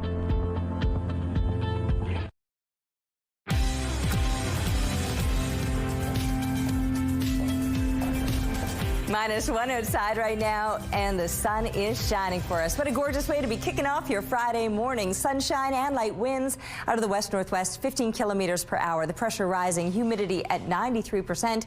Sunshine, light winds, and above seasonal temperatures, at least to kick things off this morning. We're at -1 and -3 is actually normal for this time of year. So a win all around. Well, maybe not all around. Central Manitoba will deal with some heavier clouds and maybe a little bit of scattered precipitation. And where it's clear, it's actually going to be a little bit colder. So up around the Churchill area, -12 is your expected high for today. Other places through that more central stretch will have some heavier clouds and quite likely a little bit of light and scattered precipitation. Not a massive amount, certainly not amounting to very much, but you might see that little bit of precipitation off and on. Could be flurries early this morning, could change to showers as it warms up. Some plus digits are expected through most of northern Manitoba. I think Churchill is the exception to that. We're getting closer to seasonal. Closer, just not quite. 9 degrees, that would be a normal daytime high. And you can see mid to high single digits are expected with moderate amounts of sunshine. There will be a few clouds here or there. There might be, again, that scattered precipitation through the more central stretch, and even parts of northwestern Ontario could see that as it continues to pass on through. Speaking of passing on through, the winds on the lighter side today will be increasing for tomorrow, and it will come with some warmer temperatures, so we'll see that warm up into the start of the weekend from 8 degrees today up to 14 tomorrow, but up to 60K winds gusting out of the south for tomorrow. It's going to kick around all of that dirt, and we'll be thinking, oh, the streets need a washing. Well, thank you, Mother Nature. Some precipitation then expected to wrap up the weekend Sunday. Next week, really nice temperatures. I don't want to get too excited, but it does look really, really good. And then another round of rain to give those streets a washing again. Thank you, Terry. Let's go back now to Ainsley. We are talking about some fine art all under one roof. Now you're going to introduce us to a fiber artist. Good morning. Good morning. Yes, not to be mistaken for a quilter, not an art expert here. Tess Martin is joining us to tell us all about her beautiful pieces. Let's start with the big one. It took you 2 days. It did, yeah. This piece is called Bark. It's all scrap fabrics of different browns. And yeah, just, you know, in terms of taking the time to lay it all out and get them all stitched in and exactly in the places that I want them to be, it was, yeah, a long process. No doubt. And when we talk about the different fabrics, fabrics, how do you put it all together? And I don't mean like the process, but like literally getting the fabrics together. You know, a lot of it is sourced from different people. I have a good relationship with Lilac Studios, and so they provide me with a lot of the extra scrap fabrics that they have from their workshops. I've got people kind of reaching out saying, hey, I've got a pile of scraps that I have no use for, and so I'm able to collect those and make use of them. So super sustainable. I absolutely love it. My personal favorite is the one with the eyes. What inspired that piece? I've always kind of had a sense of I don't know, I kind of like the weird, the unsettling. So I've really taken a liking to pieces with eyes and putting them in different places, disembodied. Well, you know what? If people watch the show, I can be weird and also unsettling, so it's all good. It's all good. You're the best. Okay, when people come to the show, what do they want? What do you want them to ask you? I love when people engage with the medium. I love talking to people about their family histories, the women in their lives who have done the quilting, the sewing, the stitching of pajamas for Christmas morning. That is so much fun. Having those conversations and really just making, having those conversations about textile art, and it's typically a art style that is put on women, and it's got a lot of interesting history behind it. I love that, especially here in Manitoba. You know what? That's probably would be the coolest pair of pajamas ever. I'm going to have to talk to you. This is beyond her. That's awesome. Thank you so much for joining us this morning. The Winnipeg Fine Art Fair kicking off at 4. Thank you, Ainsley. The Artemis 2 mission returns tonight. The Artemis astronauts on board their Orion spacecraft are speeding towards Earth for their dangerous re-entry and splash landing. And joining us now with more, CTV's Kamil Karamali. Good morning, Kamil. Hey, good morning, Rochelle. Good to see you. You too. Now, take us through the re-entry of Orion to Earth tonight. What's it going to look like? Yeah, it is going to happen at around 7 p.m. your time tonight, and it is considered heavily the most dangerous part of the mission. A little bit of an afterthought for the public, but it is very, very risky, and I'll tell you why. So the first thing that happens is right above the Earth's atmosphere, the crew capsule separates from what's called the service module. That's all the computers, the solar panels, all of that goes off into space, and it's only the crew capsule that's remaining. What is very risky after that is that it has to orient itself, angle itself perfectly so it enters the Earth's atmosphere, and then that's when the most dangerous part begins. You can see it on your screen here. It starts hitting the Earth's atmosphere. Air compresses in front of it, creating this big plasma fireball. You can see it hits speeds of up to 25,000 miles per hour, and it gets so hot that it's half as hot as the surface of the sun. And then once that happens, the most dangerous part is over. 11 parachutes deploy incrementally. It's going to land, as you can see here, in the Pacific Ocean, where it will be just off the coast of California, and the whole thing from being on or hitting the Earth's atmosphere to hitting the Pacific Ocean should take about 16 minutes or so. It is weather dependent, so people are watching the weather very closely. You can't have high gusts of winds or thunderstorms either, so it's going to be very precarious, but hopefully everyone's praying and hoping for a safe mission and a safe splashdown tonight. Rochelle. All right, and all of Canada will indeed be watching. Thank you, Kamil. CTV's Kamil Karamali reporting live this morning.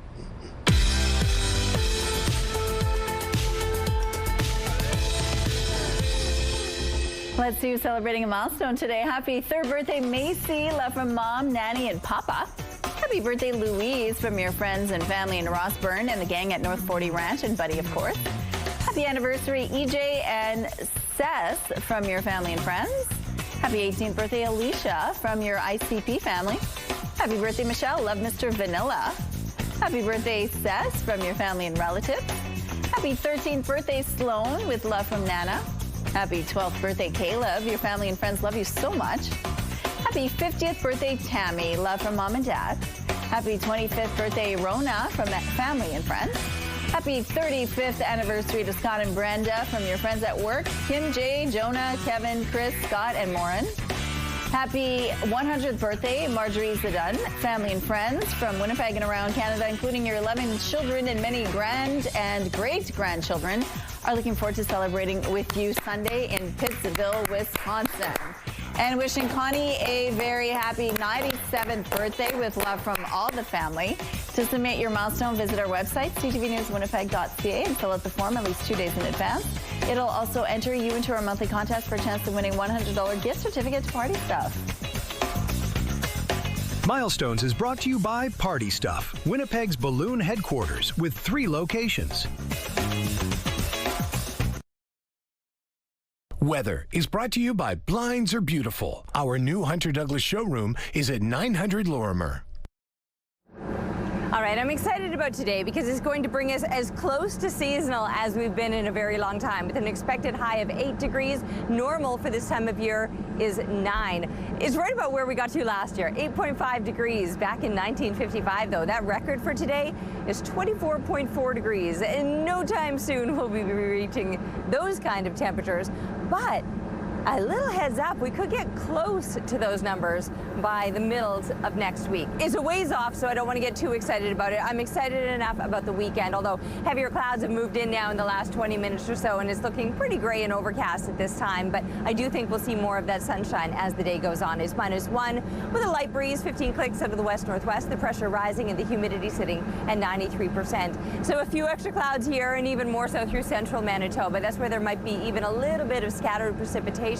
The far north, fairly clear, but it comes with some colder temperatures right up around Churchill. You're still well below seasonal and well below the freezing mark, whereas most of the province should be cracking into the plus digits today. Here in Winnipeg, a high of 8 degrees, and 9 is normal for this time of year. Tomorrow, even warmer yet, up to 14 degrees. But tomorrow will come with a very strong wind, followed by some precipitation Sunday. But after those winds will kick around all of the dust and dirt on the streets, we'll be glad for that rain on Sunday to give it a little bit of a wash down on those streets. The sport of rugby has a 150-year history in Canada, and it's continuing to grow here. International rugby is coming back to our city for the first time in 33 years as part of World Rugby Nation's Canadian Tour. And Winnipeg will be hosting the final stop on that tour. And joining us now from Rugby Canada is the Director of Strategic Partnerships, Gareth Rees. Good morning, Gareth. Great to be here. Great to be in Winnipeg. Well, thank you so much for joining us. This is really exciting for our city. We are very excited. The Nations Cup International Rugby is coming to town on July 18th. Princess Auto Stadium, and tickets are on sale right now, so you can get out there. Yeah. Okay, so let's take us back to 1993. You're the World Rugby Hall of Fame inductee. You're the former captain of the Canada men's rugby team. You also played the last international match that was held here in Winnipeg in 1993. Yeah. Take us back to that time in your life. Maple Grove, USA coming to town, a few years ago, so it was an awesome environment. But we loved coming to a community like this because we were well received. They wanted to have the national team. All our guys were playing pro all over the world, and then we got to come to Winnipeg. So we had some fun, but things have changed a bit in rugby since the olden days. We're now not playing at Maple Grove, although it's a great facility for all our rugby clubs out there. We're going to be in Princess Auto Stadium, and we know what the Bomber Nation does here, and you guys have a reputation for selling out stadiums, so we're hoping to do that again on July 18th. We have some hardcore fans here now. Tell us a little bit about how rugby has really transformed your life. Yeah, it's been huge for me. I played all sports growing up, kid from Vancouver Island, but rugby turned professional during my career, so I spent a lot of my time in Europe, in France, and in England. But just the values of the game, which you'll see on display when we come here, but it's all about as much goes on the field as off the field. Okay. The camaraderie, the inclusive nature of it, and this was well before inclusivity was the thing. Like rugby clubs, there's a place for everybody, big, small, slow, fast, and that's what we're hoping to bring to Winnipeg with this, that kids can be active, they can sign up, choose their rugby club, and enjoy the game and have a good time on and off the field. This is also a huge sport for women. The women's team won World Cup final last year, which is a huge deal. How has it expanded for women as well? Well, Manitoba has a very proud tradition in the women's game and have provided national team athletes over the years. Last summer was remarkable. The summer before that, we won a silver medal at the Olympics in Paris. Then a bunch of the same women went on to London. They played in front of 82,000 people, a world record crowd. The Prime Minister flew in to watch them play in the final. But it was just remarkable to see where rugby's gone, and these great women who are proud to put on the maple leaf, and exactly what our men will be doing in July. They're dying to play for their nation. They've qualified for the World Cup in Australia in 2027, and these games, with a little bit of a special extra treat, are coming to town to Winnipeg. So we'll be playing Zimbabwe. Okay. So there's Africa represented. There's a warm-up game, which is two very famous nations, Tonga and Portugal. So they're also coming to Winnipeg. So we're literally bringing 4 continents here to play rugby. And yeah, so it's great. And I mentioned off the field as much as anything, the Tongans do the war dance. You may have seen the New Zealand All Blacks, right? Oh my gosh, that's so cool. The Tongan, very proud Pacific Island nation, they have their own version, the Sipitao it's called. So fans that come out on July 18th will see that they'll do this war dance and invite the other team to a war. That's what they think of as a rugby game. So much going on, and it'll be lots of excitement for the family. You want to have a few drinks, go for it, and it'll be a great day out. Any other messages for kids out there who might be inspired by your own story and maybe want to take part in the sport? There's a place for everyone, and you look at this team of women that went to a world championship, but underneath that there's so many young girls that just don't see themselves in another sport. It is a contact sport. It doesn't have to be. There's different versions of the game, but there's a place for every body type, and same for the boys. So yeah, we're excited to be here. We're excited to bring something new, and as I said, this proud sporting city, we're hoping they get behind us. Ticketmaster.ca, get out there, and tickets are on sale now for what should be the very best of World Rugby. Nations Cup comes to Winnipeg. And of course, we'll have a link on our website as well if you want more information on how to get your hands on some tickets. Garrett, thank you so much. Great to be here. Thanks for having us. Thank you. Hello, Matt Scooby inside the SportsCenter newsroom with your must-see moment from Thursday. For it, let's head to St. Louis. Blues hosting the Jets opening period. Dylan Holloway deeks around Connor Hellebuck, has the wide open net, but watch Josh Morrissey get his stick there to prevent the easy goal. Morrissey strong on that stick to make sure the puck doesn't get jammed in. What a defensive effort from him. Good enough to be our must-see moment. And tonight on TSN, the Raptors are back in action against the Knicks. Our coverage starts at 6 p.m. Central. That's all for now from the SportsCenter newsroom. Have a great day.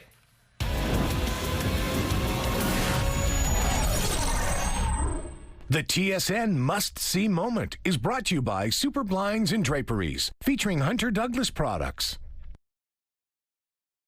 It's Friday, April 10th. Water warnings. A Manitoba First Nation braces for flooding and potential damage on par with 2022. What the province and Ottawa are promising in assistance. Facing questions about the Floor crossing, an Ontario MP explains her sudden controversial decision to go from critic to colleague of the Carney government. And the quintessential royal fashion icon, a London showing highlights the style and substance of Queen Elizabeth's historic wardrobe. Your Morning Winnipeg starts right now.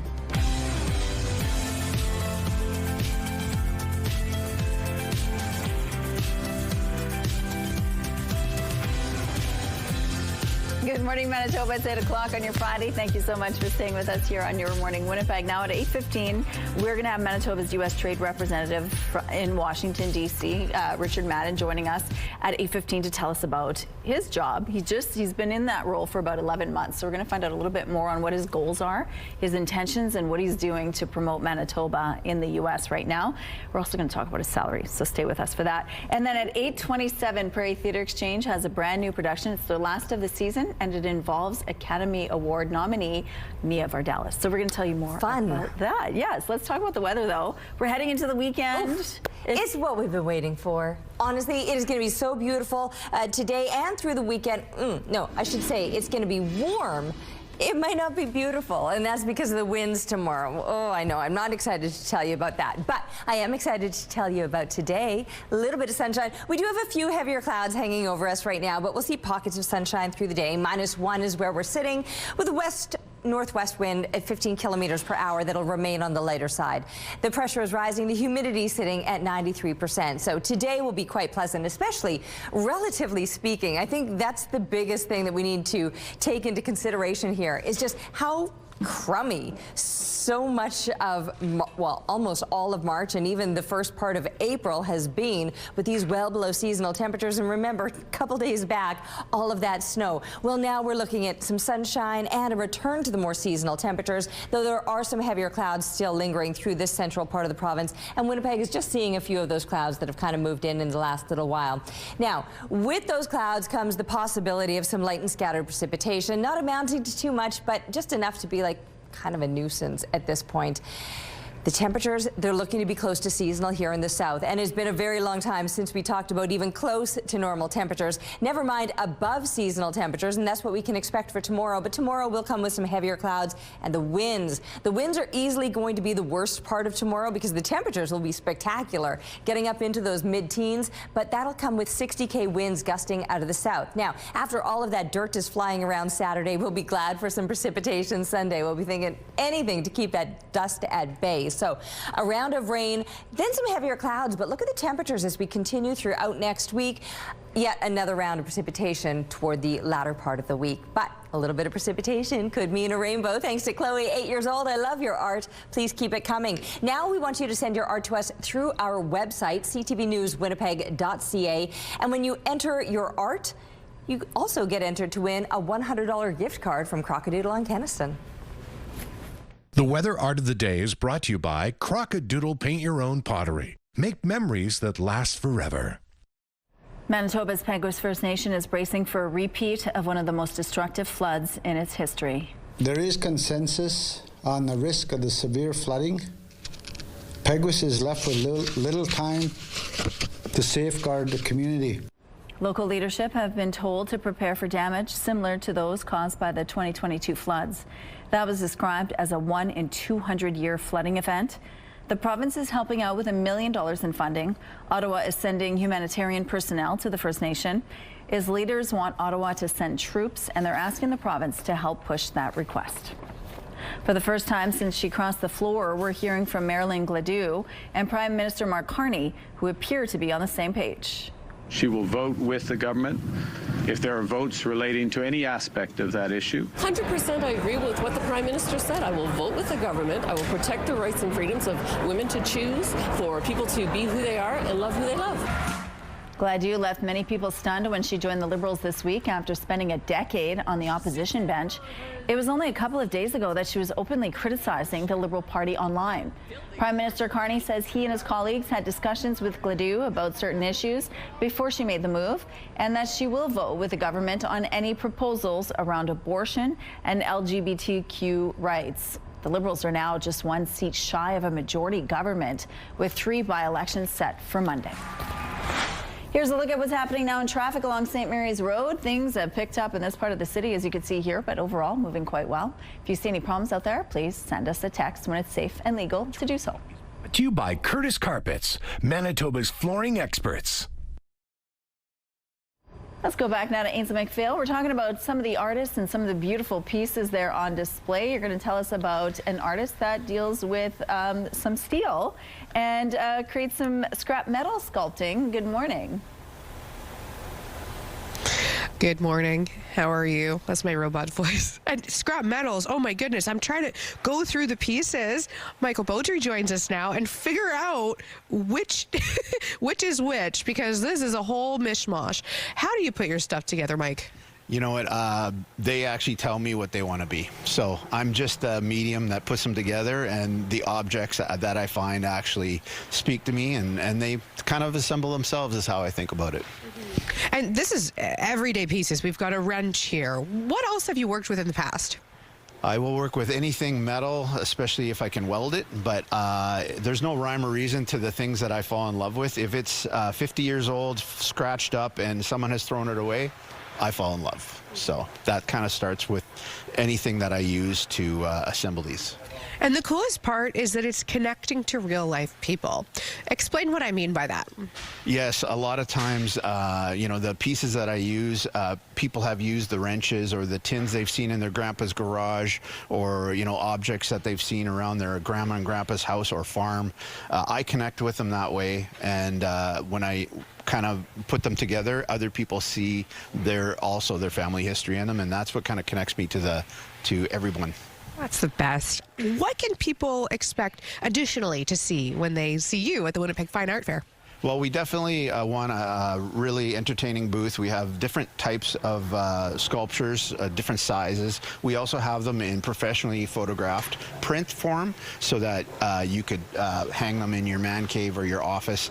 And usually it comes to talking about stories. We start talking about families. We make a connection, and it usually goes to a good spot. Do they have a name? They do. This is Go Time, and this is I forget this guy's name, but he's International Harvester. So I figured they would. Okay, back to you guys from the Winnipeg Fine Art Fair. Celebrating National Pet Day, we're joined today by Rebecca Greenstein, who is a veterinary expert and Rover Pet People panelist. Good morning, Rebecca. Welcome. Good morning. Thanks for having me. Let's have this chat because people that have pets, it's not just a pet, it's a member of the family. Pet ownership has really changed over the years. Let's discuss that a little bit. There's definitely been an increased move towards the humanization of pets, and especially the younger generations shifting from a more reactive model to a much more proactive approach to caring for their animals. Interesting. Okay, well, what does that proactive care look like then? We're seeing more frequent veterinary visits. We're seeing very sophisticated pet parents who are seeking out an entire pet care village worth of services, walkers, sitters, trainers, along with veterinary care. And I mean, obviously, your pet is going to benefit from, ongoing checkups, things like that. But even that extra care that you're giving them through the walks and all of the extra love. But let's talk a little bit about, I guess, when life gets busy, maybe through routine changes and ways that we can support our pet.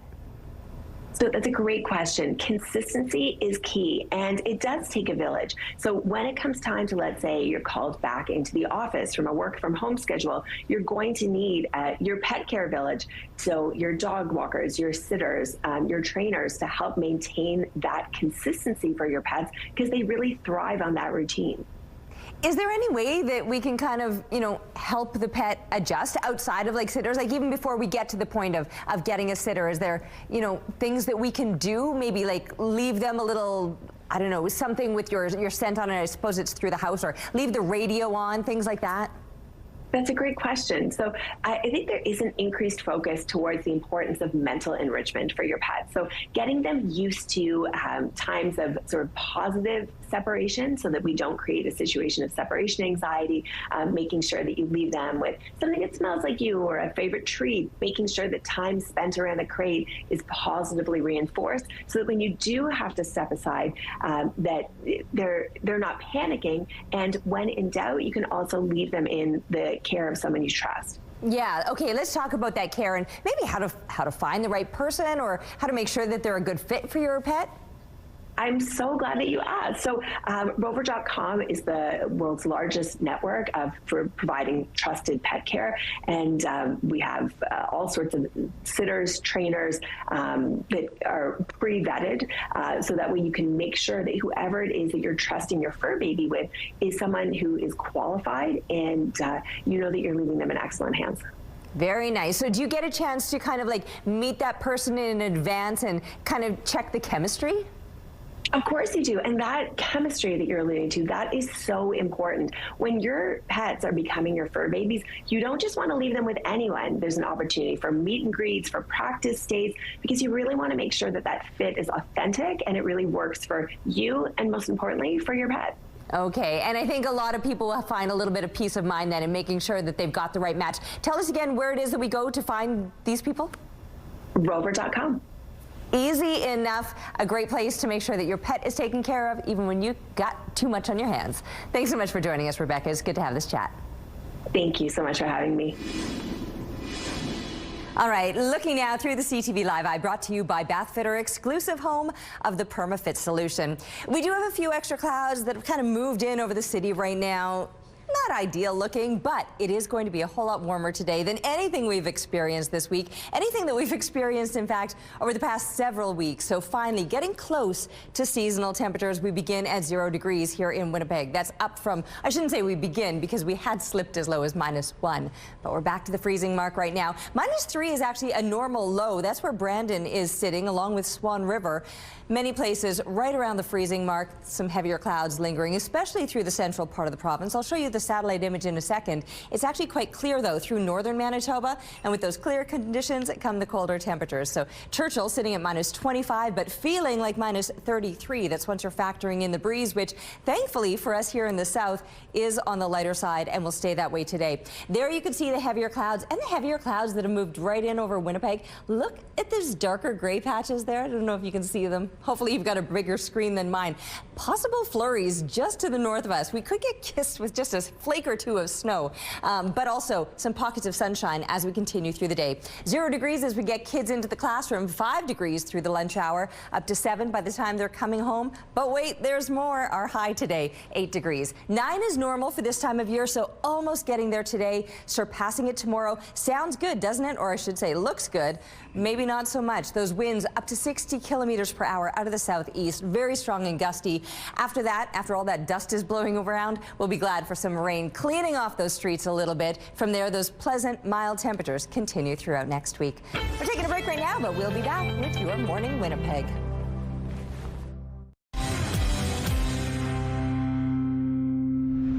Former television news reporter Richard Madden is now Manitoba's U.S. Trade Representative in Washington, D.C. Madden has been serving in this position for almost 9 months now.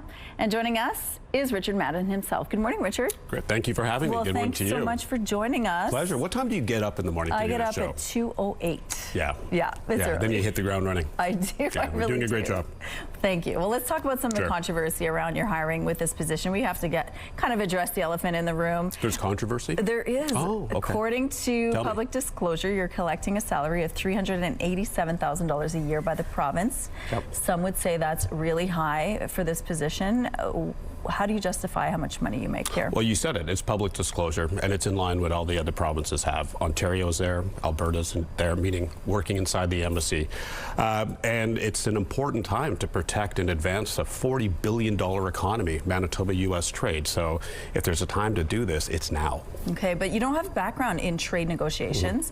What makes you a good fit for this position? Well, 10 years in Washington. I know the place. I have a built-in contact list covering Congress, the White House for 10 years. I know the stakeholders. And so I approach my job kind of in a sense how a reporter would do it. I call my sources. What are you hearing? What do you know when it comes to trade?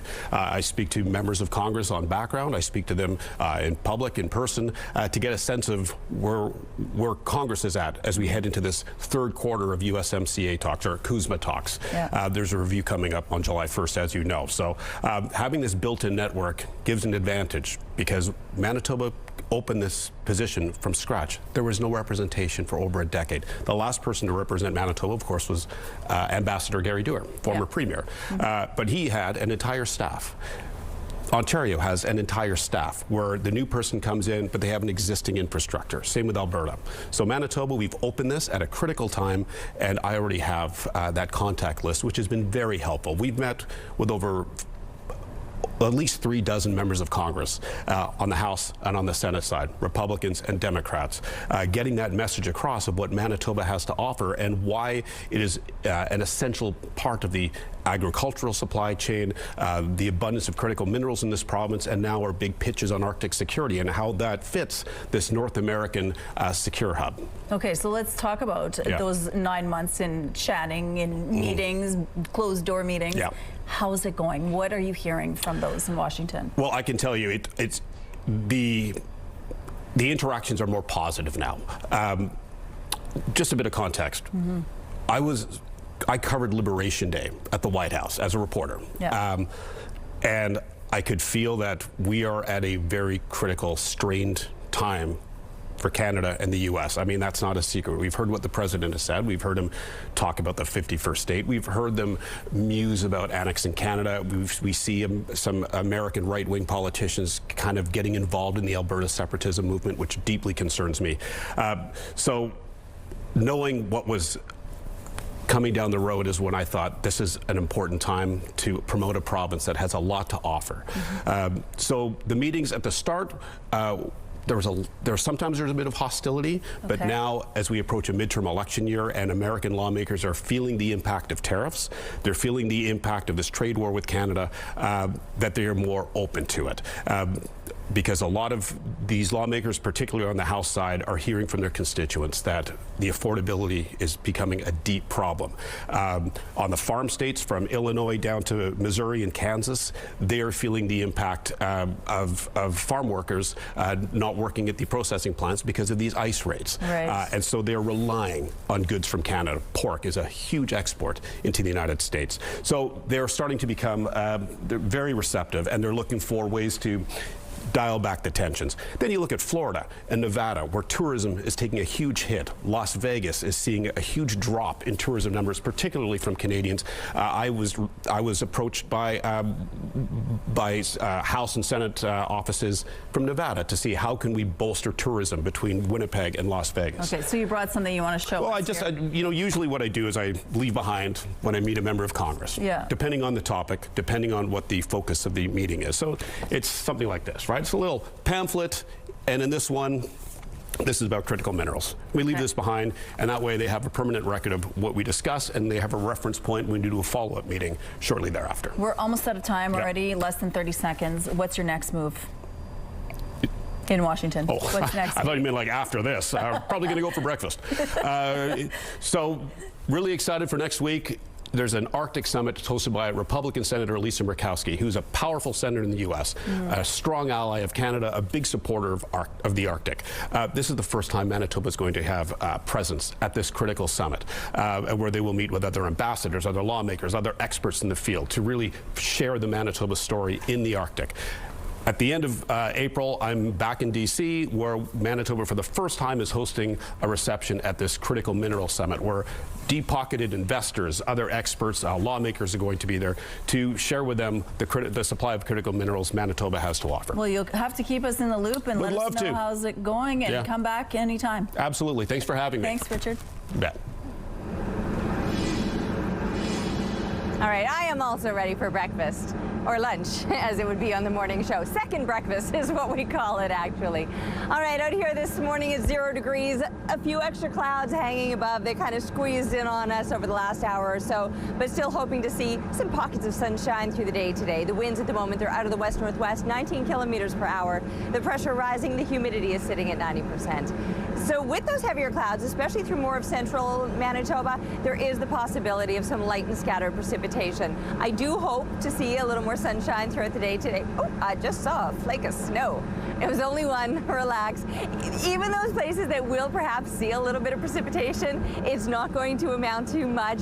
Maybe a flake or two here or there. That's it. It's going to be warming up today to pleasant temperatures. Finally, 8 degrees is where we're headed here in Winnipeg. 9 is normal for this time of year. This is the closest that we've been to seasonal temperatures in a very long time. And in fact, tomorrow we'll do even better as far as the temperatures go. 14 degrees is expected here in Winnipeg, but don't be fooled by the numbers, because that will come with a very strong wind. Tomorrow's winds out of the south will gust to about 60 kilometers per hour into the afternoon. So yes, pleasant with the temperatures, wicked with the winds, whipping around all the dust that's out on those streets and whatnot. But Sunday will bring a little bit of relief with the rain that'll help dampen and keep that dust at bay.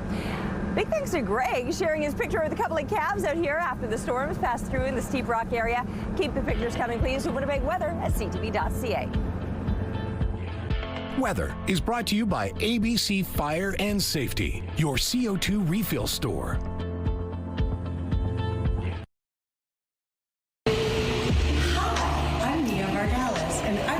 Called Tiny Beautiful Things. It's based on the book that you love by Cheryl Strayed. And guess what it's playing? Prairie Theatre Exchange. One word of warning, though. There's language that is adult. There are situations that are for adult audiences.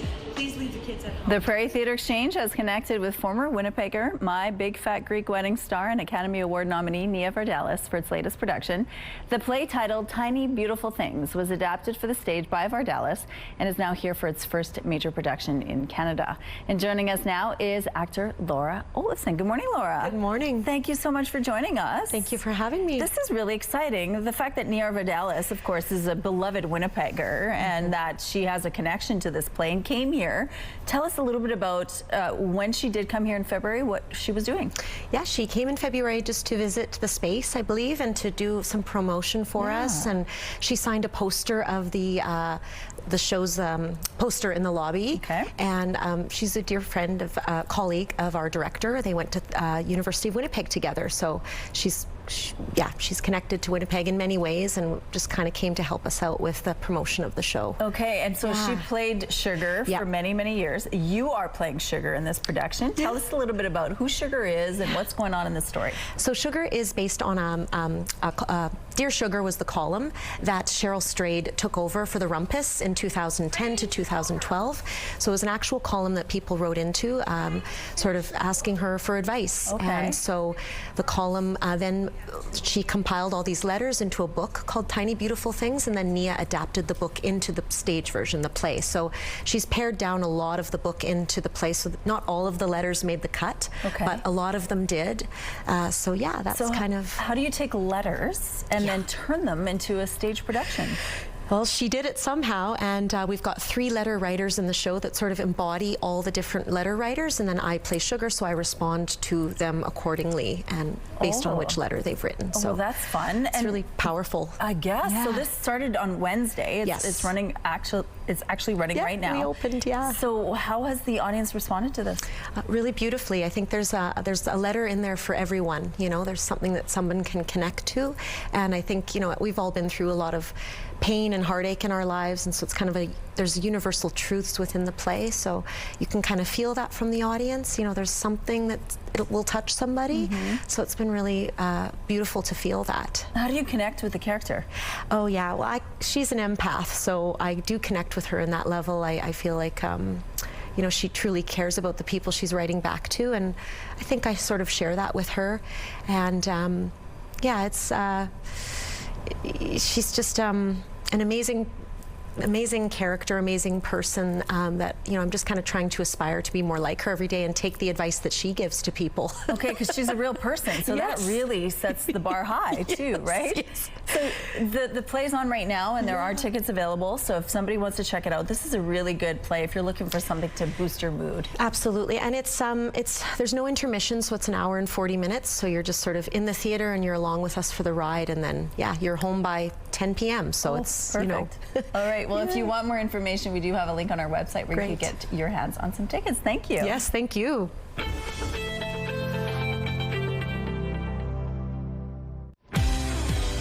Here's a look outside this morning. It's 0 degrees right now. We've got a bit of a breeze, but just a bit of one. It's a 19K wind out of the west-northwest. The pressure is rising, and the humidity is sitting at 90%. We've been seeing some heavier clouds just kind of squeezing in over us over the course of the morning, and take a look at that. I saw 2 snowflakes when I was upstairs on the rooftop just 10 minutes ago, and you can see a little bit of that precipitation.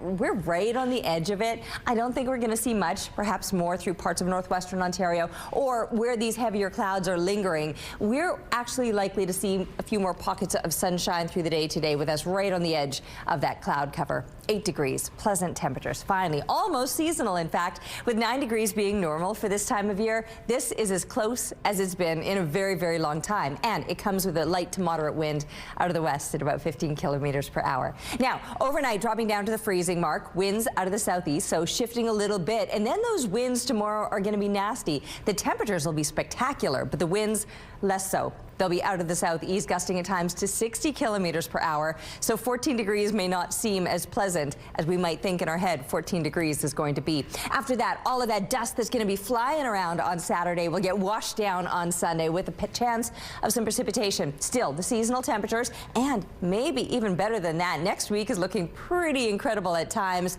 And then another round of precipitation, but a good street washing every few days, not a bad thing at all.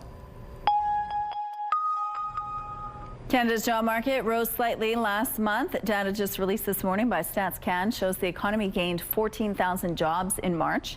This comes after a loss of more than 100,000 jobs in the first 2 months of the year. The unemployment rate is unchanged at 6.7%. This is the Bank of Canada's last look at job data before its rate announcement on the 29th. The Manitoba Institute of Trades and Technology is officially handing off nearly 24 programs to a fellow post-secondary institution as it begins to wind down its operations. MITT says 19 programs will continue to be offered through RRC Polytech. This includes 9 unique programs RRC will adopt. Nearly all will continue to be offered at the South Winnipeg campus. A joint information night for prospective students to learn more about the programming is being held on May 7th. More than 300 items of clothing from the late Queen Elizabeth's wardrobe will go on display today at the King's Gallery in London's Buckingham Palace. I think the feeling of being around these clothes is that there's just history here right in front of us. Queen Elizabeth, her life and style is drawn from the late monarch's personal collection and marks the centenary of her birth. The exhibition showcases the Queen's many styles, ranging across nearly a century of her royal life. Some of the highlights include her wedding dress, her coronation dress, and even the dress worn by her stunt double for the 2012 Olympics opening ceremony. The showcase runs until October 18th. Students at a West Edmonton school opened a time capsule from the year 2000.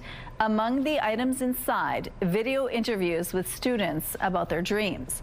As CTV's Amanda Anderson reports, one well-known former student who achieved his dream was there. We're at Good Shepherd School. This assembly at Good Shepherd Catholic Elementary is more than 2 decades in the making. Thought this would be really neat to plan for the future, to put some everyday things into a box, stick it on a shelf here and wait 25 years. And I'm so glad it came to fruition. Nobody threw it out. The contents of a time capsule from the year 2000 revealed for students present and past. I was 8 years old, and I just wrote everything about me at the time, which was hilarious. And then I wrote everything that I thought I would be like in 25 years. In the future, I predict that there will be cars without making one bit of pollution. There was also a VHS tape of student interviews. I would really like to be a doctor when I grow up. This student may look familiar. 25 years from now, what would you like to be doing as a job? Playing as a hockey player in the NHL. A dream the grade 5 student achieved. Pinching myself a little bit at this time because, you know, my whole life I was looking forward, and now it's nice to kind of take a look back at everything. Retired NHL player, former Edmonton Oiler Tyler Ennis returned to his old school to surprise students at the assembly. It was really cool just getting to see him and seeing what he was like when he was younger than my age. I grew up across the field. I walked to school every day. I was a kid just like them around this neighborhood, and if you dream about something and you put in a lot of effort and work and time, that, you know, great things can happen. What your favorite song would be? Steal My Sunshine. I don't mind that song, actually, but my taste in music has changed a bit as I got older, but it wasn't the worst choice. A day celebrating the past that left this student inspired for the future, with hopes of becoming the second student from Good Shepherd to play in the NHL. Amanda Anderson, CTV News, Edmonton. Here's a look at the current traffic situation now on the St. James Bridge. It looks like things are pretty smooth in this part of the city as well. If you see any issues out there, though, please let us know. Let's look now at your gas prices. The Canadian average is lower at $1.81. The provincial average is at $1.75. In Winnipeg, the average is higher at $1.78. And the lowest price in the city is $1.67. All this information is on GasBuddy.com. The Price at the Pump is brought to you by the Kidney Foundation. Help by donating your card today. It's time now for our question of the day answers. Tomorrow is National Pet Day, so we asked, what lessons have you learned from your pet? Marlene shared Paige taught us pure love, and she's adorable. Look at that little face. Lessons that Sandy learned from her pets, Sasha, who's the black one, and Antonio, who's orange, are that they gave her buckets of affection and company. She misses them every day. Elaine's answer, pets teach unconditional love and loyalty. They are a blessing. I agree. A viewer sent this pic saying, don't leave the pup unattended. Another viewer shared this picture. Our dog teaches us that relaxing and finding the position that suits you best gives you time to reflect and reset. Teresa says, I have learned from my cat that love is truly free. He's amazing. And Susan texted, I can totally understand love. The cats love you. Thank you so much for your responses and for sharing your photos with us.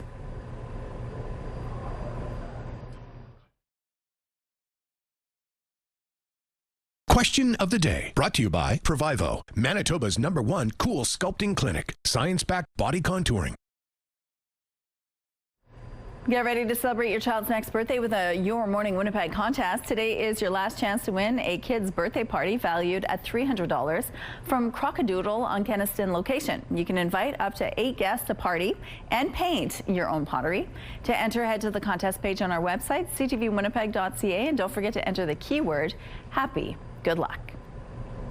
The Dorval Library in Quebec welcomes all book lovers. One particular visitor comes by every day and has earned himself a special membership card. CTV's Christine Long has more. His nickname is Muffin. He's 5 and he loves the library. Peter and Janet Bjorn live nearby and have a very sociable cat. 10 people coming in. No, they just go by. Hi, Muffin. You know Muffin? Yeah, Muffin's always here. He's a regular, part greeter, part ambassador. He knows when to show up, he knows when we close, he knows which doors to go to as well. He'll try the front door, the sliding doors. Muffin's family even lets the library know when he's on the prowl. She said, he's the library cat that comes to visit you. So she said, I'm just going to let him out now. So she does, and wouldn't you know it, 5 minutes later, he was at the front door. He doesn't go into the stacks. Muffin likes the staff members here. So much so, he's even tried to stow away. We love him, the clients love him. He's like so wonderful to have at the door when you're walking into the library. You just see people's faces like light up. Even though he's a card-carrying member, cats aren't really supposed to be in the library. So we have to escort him out, usually by picking him up and bringing him out because he really doesn't want to leave. Muffin's location device reveals to his family he's also made appearances at the community center next door and even the Royal St. Lawrence Yacht Club, where the fur flew in the dining room. All of a sudden there's a fur thing on there and it screams. And then everybody, what is it, a raccoon or a mouse or something? So Muffin was banned from the yacht club. You could say he's gatto non grata. Yet, the library likes the little visitor. I mean, he's the cutest little thing. I'm more of a dog person, but for him, I'm a crazy cat lady. I just love him.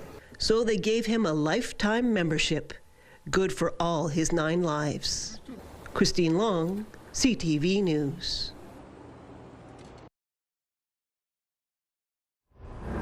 What a great story. It is indeed a great story. How's it feeling out there right now, Terry? Do you know what? It's really pleasant, actually, and I'm excited about today. I was saying earlier, these heavier clouds, I was worried that we were going to be seeing a flake or two of snow. I haven't seen anything since I've been out here in the last minute or two, so. Okay, good. So far, so good. And honestly, even if we do see another flake or two, that's it. I mean, I don't mean that's it for the season. I wouldn't be making claims like that, but it's not going to amount to very much, and with where these temperatures are headed, it's certainly not going to last. In fact, with where these temperatures are headed, some of those lingering piles of snow will even be shrinking throughout the day today. It's 0 degrees right now with winds out of the west-northwest, 19 kilometers per hour. The pressure is rising and the humidity is sitting at 90%. So sure, a lack of sunshine at this time, but we're still dealing with really pleasant temperatures and light to moderate winds, and that'll remain the case throughout the day today. With the winds staying light, the temperature should climb to about 8 degrees here in Winnipeg, and that's almost seasonal. 9 degrees normal for this time of here. Central Manitoba will deal with the heavier clouds, certainly, and maybe even a better chance of that scattered precipitation. Further into the north, it's actually clear, but a little bit colder yet. So for Churchill, remaining well below the freezing mark, a high today of about -12. We could be getting up into the plus digits tomorrow, surpassing what is normal, but don't be fooled by the numbers. Tomorrow's very, very mild temperatures will come with some very, very strong winds. We're taking a break right now, but we'll be back with your Morning Winnipeg. Weather is brought to you by Canadian Footwear, helping you find the perfect fit. Let's go back now to Ainsley McPhail, who's live at the Winnipeg Fine Art Fair this morning. So many gorgeous pieces to take in. You have to go there yourself to check it out. Good morning, Ainsley. Well, it truly is amazing, because when you walk through and see 77 different artists, it's it's a lot, and so many different mediums as well. Kiana is joining us to tell us about her work. What inspired these pieces, Kiana? Actually, all of this collection is all about self-discovery and love, and everyone actually has its own story. So I will invite all the people, if they are interested, they can come and see more. And taking people on a spiritual journey as well. Yeah, exactly, because for the first time at the fair, I create a visual gallery, and so people, they can come and put on the headset and walk through my the space that I created and feel more about my art. I think it will be exciting experience for the people. Yeah. So a lot to see too. Tell us about the 4 here in particular. Yeah, you know, from when I was a child, actually I was growing up in a family that they love art. So I began to try different kind of art and painting in different kind of style. And over time, I find a technique that actually worked for me because it gave me more freedom to, you know, show my more creativity in a more personal way. So as you can see, in every pieces has, as I told you, has own story, you know, and they can come and see and read it. Yeah, exactly. Amazing. Sorry, I'm out of time. The Winnipeg, look, it's a teaser. You're going to have to come to the show. Thank you, Ainsley. If you're looking to freshen up your home or backyard, you can find home renovation experts, contractors, and products all under one roof at the Winnipeg Home and Garden Show. Contractor and TV host Brian Baumler is a home renovation expert who will appear on the main stage tonight and tomorrow to answer all your burning questions. Joining us now is Brian Baumler's sidekick, Adam Weir. Good morning, Adam. Good morning. Brian was supposed to be with us, but he missed his flight, apparently. He was. The problem is he texted me, he said, I've landed, I've cleared customs. He was delayed by 2 hours, and he said, I'm walking to the gate. Now, walking to the gate is not something that you do if you're behind on a flight. So you got on the plane, thankfully, and so he sent you to speak on his behalf and talk a little bit about the show and what people can expect. This is we're heading into that spring season where people start thinking about the kind of work that they want to do in and out of their homes. What's your best advice for anybody who wants to get started right now? Best advice would be do your research. You know, make sure that you're doing the project that needs to be completed in your home, right? If your roof is leaking, fix your roof, right? Figure out how much money you have to put towards that renovation. Yeah. And it's hard, right? A lot of the times people think they want to do their kitchen but have no idea where to start. That's why the Winnipeg Home and Garden Show is great.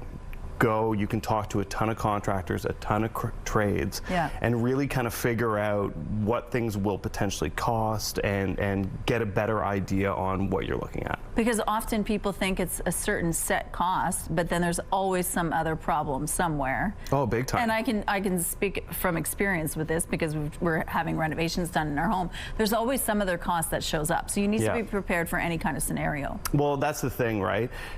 There's changes in everything. So the more prep you do as a homeowner before that reno, the more success you'll have in that renovation. Because once you hire that contractor, you know, if you don't know what style of trim you want or what kind of doors you want or what paint colors you want, it's going to make that process a lot more difficult. So getting all of that prep done beforehand is key, and then finding that right contractor, right? you know, I talk in my talk about hiring the right person and finding good people to work with. And Brian actually started a program called Baumler Approved. God, it's got to be 10 years ago. And it's all about connecting homeowners with good contractors. So it's not to say that they're going to be the right person, but it helps narrow down the search. Okay. One of your talks that you really focus on is soundproofing as well. These are things that you don't realize you could do ahead of time. You need to think about it because you can't go back and change it, right? You can't, no. And a lot of the times when we would think soundproofing on the shows is we would just always go to the product that said soundproofing on it. But we never really understood it until we started working with a company called Sonopan. Okay. So they're a 4x8 soundproofing panel, but they're more than that. It's a resource of soundproofing techniques. So their website will be able to help you narrow down what you want to soundproof, whether it's airborne noise or impact noise, and how to accomplish that level of soundproofing. Because like you said, yeah, you can't go back and do it. So if you're in the midst of renovation, definitely think about it and get some of the areas soundproof. Okay, we're almost out of time already, but if someone wants to go out there tonight and get some advice from you guys, should they bring photos, dimensions? What do they need?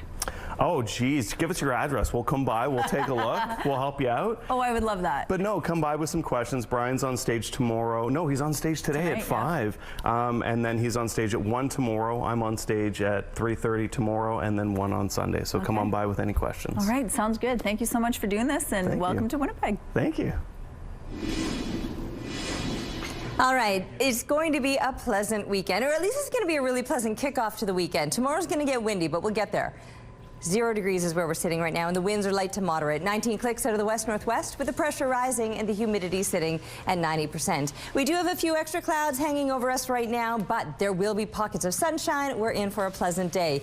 Heavier clouds through that more central stretch. That's where there could be a little bit of light and scattered precipitation. The further that you go up into the north, it's actually going to be on the sunnier side. -12, though, in Churchill, so still a little bit cool and below the freezing mark in Gillam as well, with that chance of precipitation passing through. Otherwise, through central Manitoba, getting up around the freezing mark at least, and some plus digits expected all through the northwest. But again, with those clouds comes that possibility of some scattered precipitation.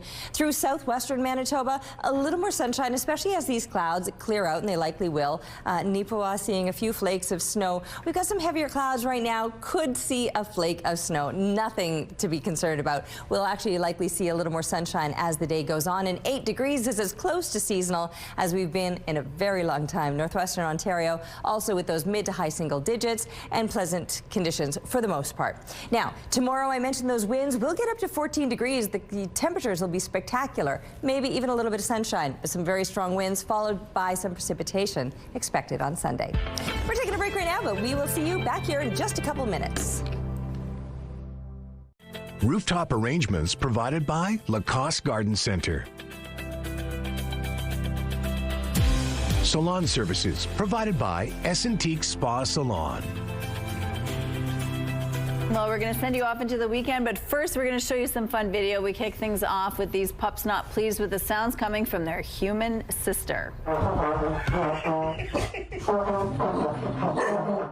They were ready for a musical performance, but as soon as she blows into the trombone, all 3 dogs jump out of the way and start barking at it. Oh my gosh. Are there more dogs than humans in that house? I think so. I'm not mad about that. I'm just like surprised. They're so cute. Well, most jobs are 8-hour shifts in a day, except this one.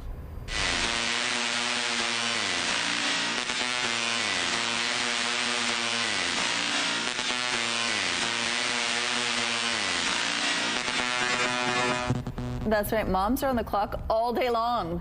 Estelle shows that there's no rest for parents out there. I agree with this, absolutely. Yeah, never turn it off. That's wonderful. Good song for it, too. And finally, the most unexpected dancing duo.